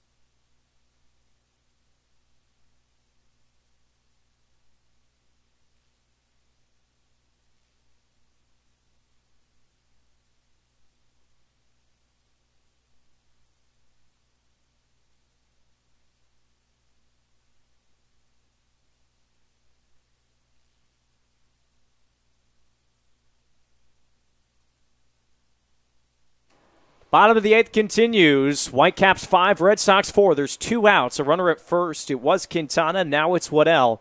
Comes in to pinch run, his first action of the playoffs. Christian Koss, the batter, and Jeff Criswell, righty from Michigan in Portage, Michigan, making his first start of the 2018 playoffs.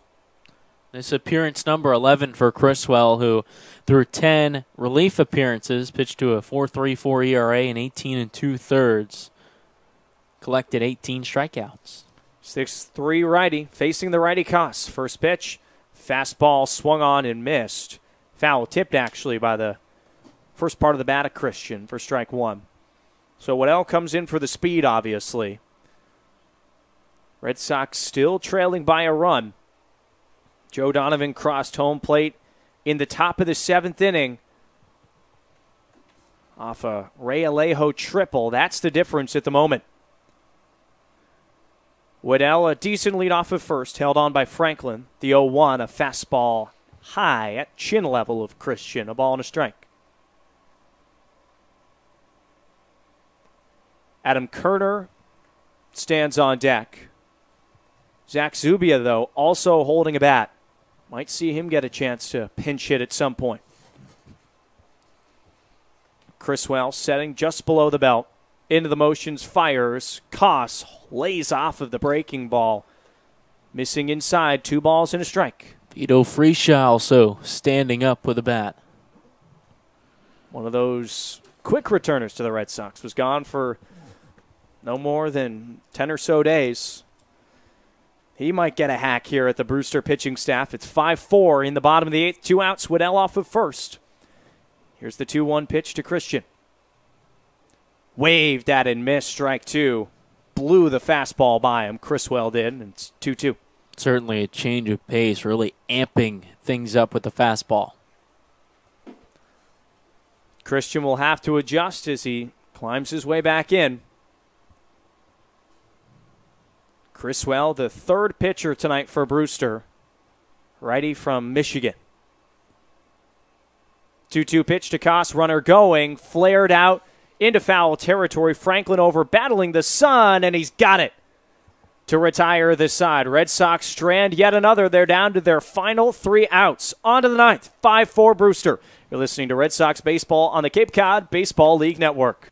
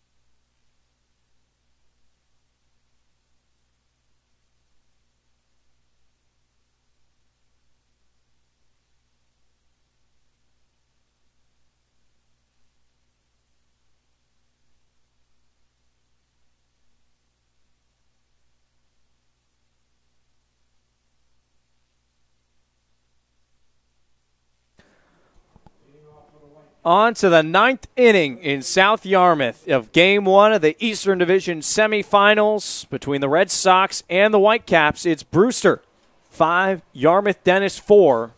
Trent Denholm out to pitch the 9th inning, facing 8-9-1. Eden, Donovan, and Canzone hoping for insurance here in the top of the 9th, clinging to that 1-run lead. First pitch from Denholm drops in the curveball for a strike. He's been very good through 2 innings of relief. Did give up that RBI triple, though, to Alejo. That's been the difference down the stretch. 0-1. Another breaking ball. This one below the knees, a ball and a strike.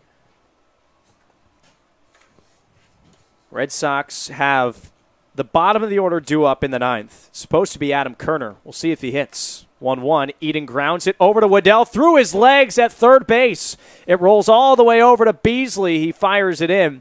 Tough break for the Red Sox to begin this 9th inning as Eden is aboard. 3rd error of the game. Now the 10th time this season they've had 3 or more errors. You'd have to think, throughout the regular season it didn't really come back to bite him, but tonight it really has. Already 1 run unearned, and now a man on to lead off an inning. And Joe Donovan coming to the plate, who hit a big double to lead off the 7th inning. He came around to score, representing that go-ahead run. First pitch to the catcher. He'll take it for a strike from Trent Denholm, one of the 4 all-star pitchers for the Red Sox.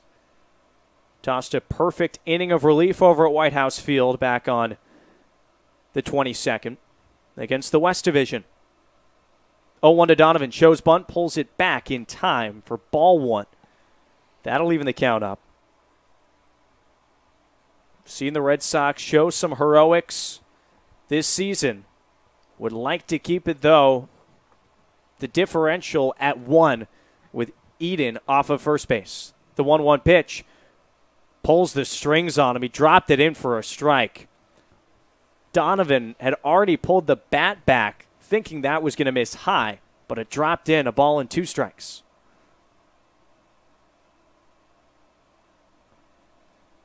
Eden the lead off of first. Dashbach holding him on. No outs in the 9th. 1-2 pitch. Fastball away. 2-2 count.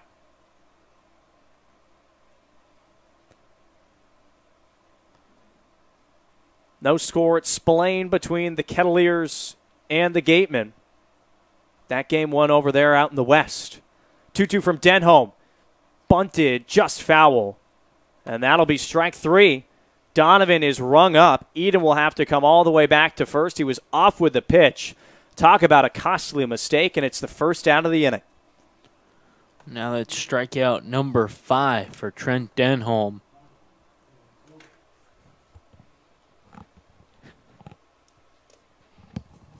One on, one out. Canzone digs in from the left side. 1 for 4 day, 3 strikeouts, and a double back in the 5th. Righty-lefty matchup here in the 9th inning. Denholm sets and fires. Swung on and missed. That fastball with a little bite to it at the end for strike 1. Alejo on deck as the top of the order comes to plate for Brewster. Here in the top of the 9th inning of Game 1. 0-1 from Denholm. Check swing from Canzone. They'll peel down the third baseline. No swing, says Mike Rabideau. And the count is a ball and a strike on the one-man, Dom Canzone.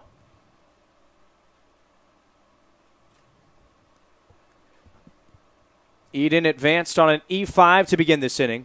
He's at first base. Donovan struck out swinging. 1-1 pitch. Just outside with a fastball, 2-1 count. That's Waddell now over at third base. Quintana had played 8 innings defensively. He'd recorded an error as well. But Waddell's comes here in a pressure situation in the top of the 9th. Denholm readies. 2-1. Curveball dropped out into center field for a base hit. Canzone aboard, station to station, as Eden moves to second into scoring position with just 1 out. It was that breaking ball that just kind of hung a little bit. Canzone sat back on it, was able to line it right back up the middle. These are big runs on the board for the Whitecaps, leading by just a run in the top of the 9th. Double play would be huge here for the Red Sox. Campbell playing very close to second base at the moment. Christian playing a pretty normal position with Alejo at the plate. Righty-righty matchup, first pitch. Fastball on the outer third for a strike against Alejo. A ton of speed from him as well, so it's going to have to be a hard hit ball to double him up. Central Florida right fielder hit that RBI triple in the 7th inning, scoring Donovan. That's the big marker at the moment. Denholm glances back, now fires in, swing and a miss. Challenged him inside, and it's quickly 0-2. Hunter Bishop looms on deck. He's 0 for 4 today. Hoping he gets a chance to bat here in the top of the 9th. First and second, runners take their leads. The pitch. Fastball just outside, ball 1. Kerner set up away. Pitch actually brought him back a step toward the plate, and he didn't get that call because I think he had to really kind of move that glove. Eden on second, Canzone at first. 5-4 ball game in the top of the 9th. Denholm setting just at the belt into the motions, now steps off and looks back. Both runners. Just 3 innings have included runs. Brewster scoring 4 in the 2nd, 1 in the 7th. Whitey a 4 spot in the bottom of the 5th. Denholm, 1-2, grounded, foul.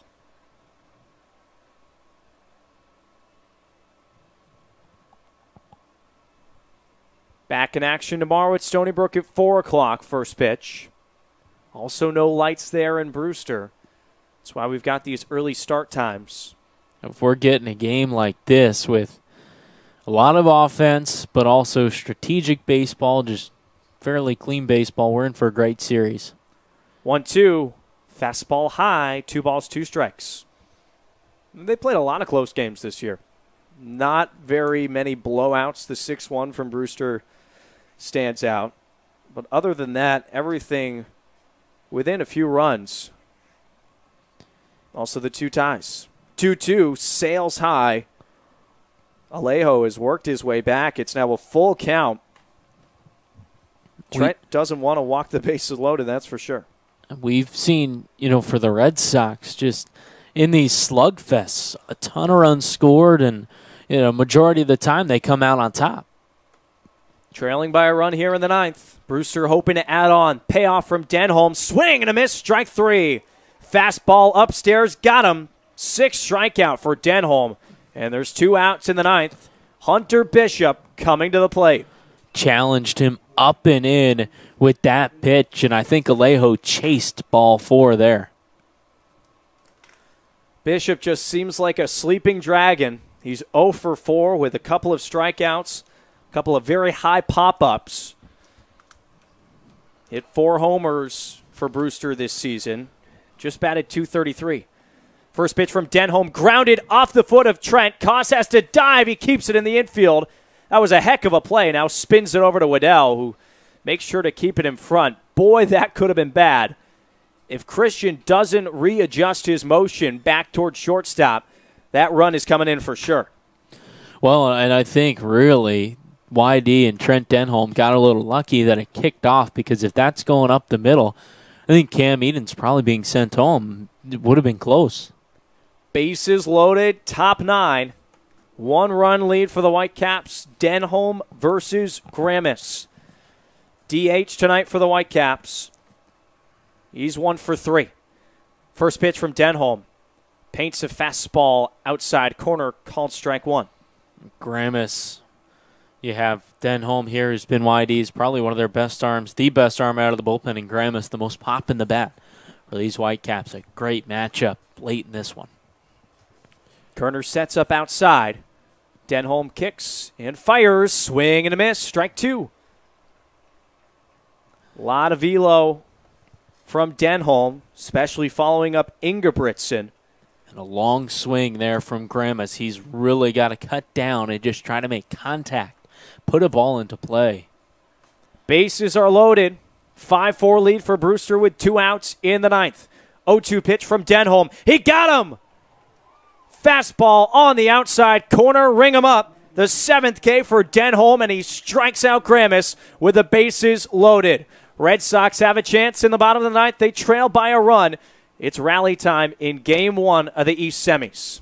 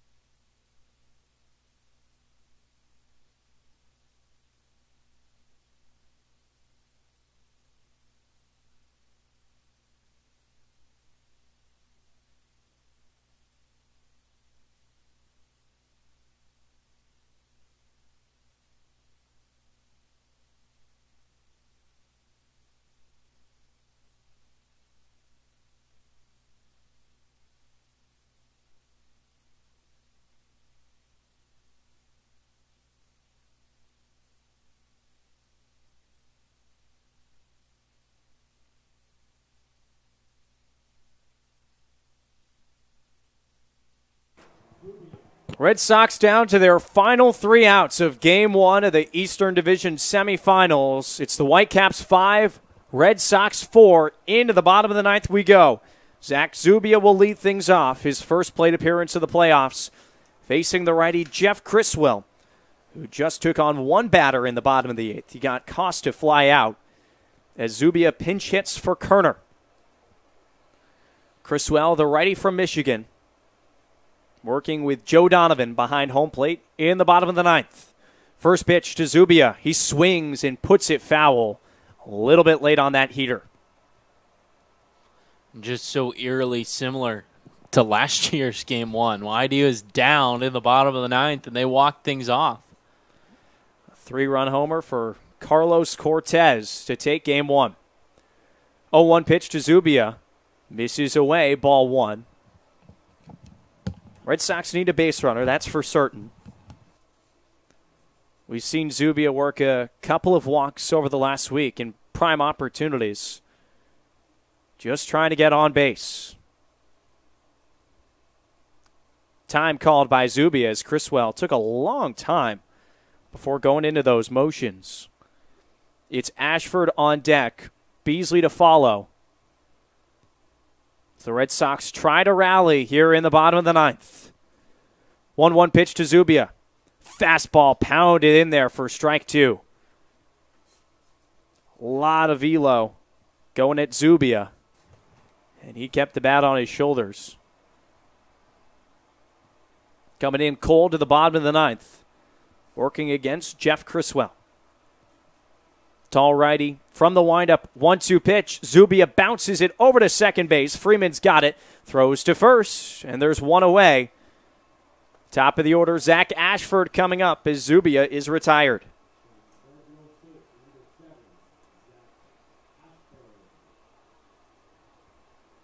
Routine grounder that Freeman got is the first out, and Ashford digs in from the left side. He's been productive today. Had the only 2 hits for the Red Sox for most of that ball game. Singled to begin the bottom of the first, infield base knock in the 3rd. Since then, he's walked and grounded out. No one on base, 1 out. First pitch to Ashford. He swings and lines it out into center field. It falls in front of Bishop for a base hit. Zach Ashford aboard, and the Red Sox have a base runner. The way the Red Sox offense has operated throughout most of this season, it's been pass the baton. I mean, they have plenty of power up and down this lineup, but they just have to keep this train moving in any way they can get on base. Trailing by just a run, they've certainly overcome more than that this season. Have to think that Ashford will maybe try and take second base. Already has 2 stolen bases today. Advanced on a pass ball as well in the first inning. Now the lead off the first base bag. The tying run. Go-ahead run at the plate, and Beasley swings at the first pitch and lofts it out into right field. Alejo ranging over, and he's got it. 2 outs. Red Sox down to their final hope. And it's Noah Campbell coming to the plate. Who else but Noah, who's really been their top hitter throughout this summer. He's been a reliable guy and up in a big spot. I think for Noah, you got to take a deep breath. Can't let the nerves get to you here and just try to block everything out. Zubia grounded out. Ashford single to center. Beasley flies out. And it's up to Noah in the bottom of the 9th. 5-4 Whitecaps. Ashford leading off of the first base bag, held on by Franklin.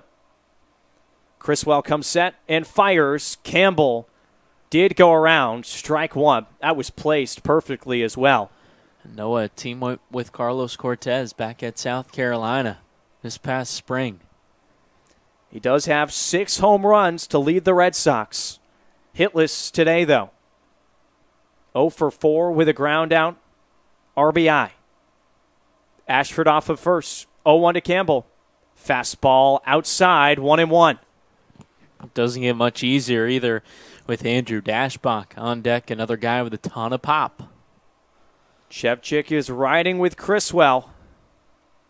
Righty making appearance number 11 of the summer for the Brewster Whitecaps, pitching here in the bottom of the 9th of Game 1. He'll step off, and Ashford will scoot back. It's the right guy probably to have it first. A lot of speed. Hasn't shown quite like he's going to steal, or at least try. He's also smart on the base paths. Criswell sets. 1-1 to Campbell. Flares it foul.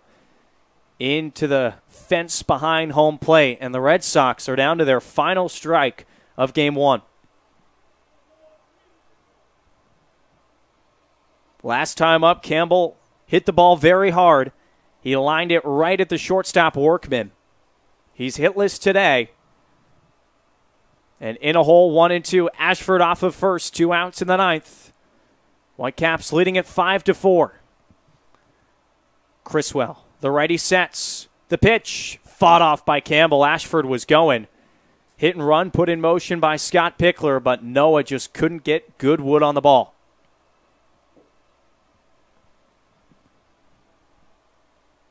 It's been a healthy dose of fastballs from Criswell here in the ninth.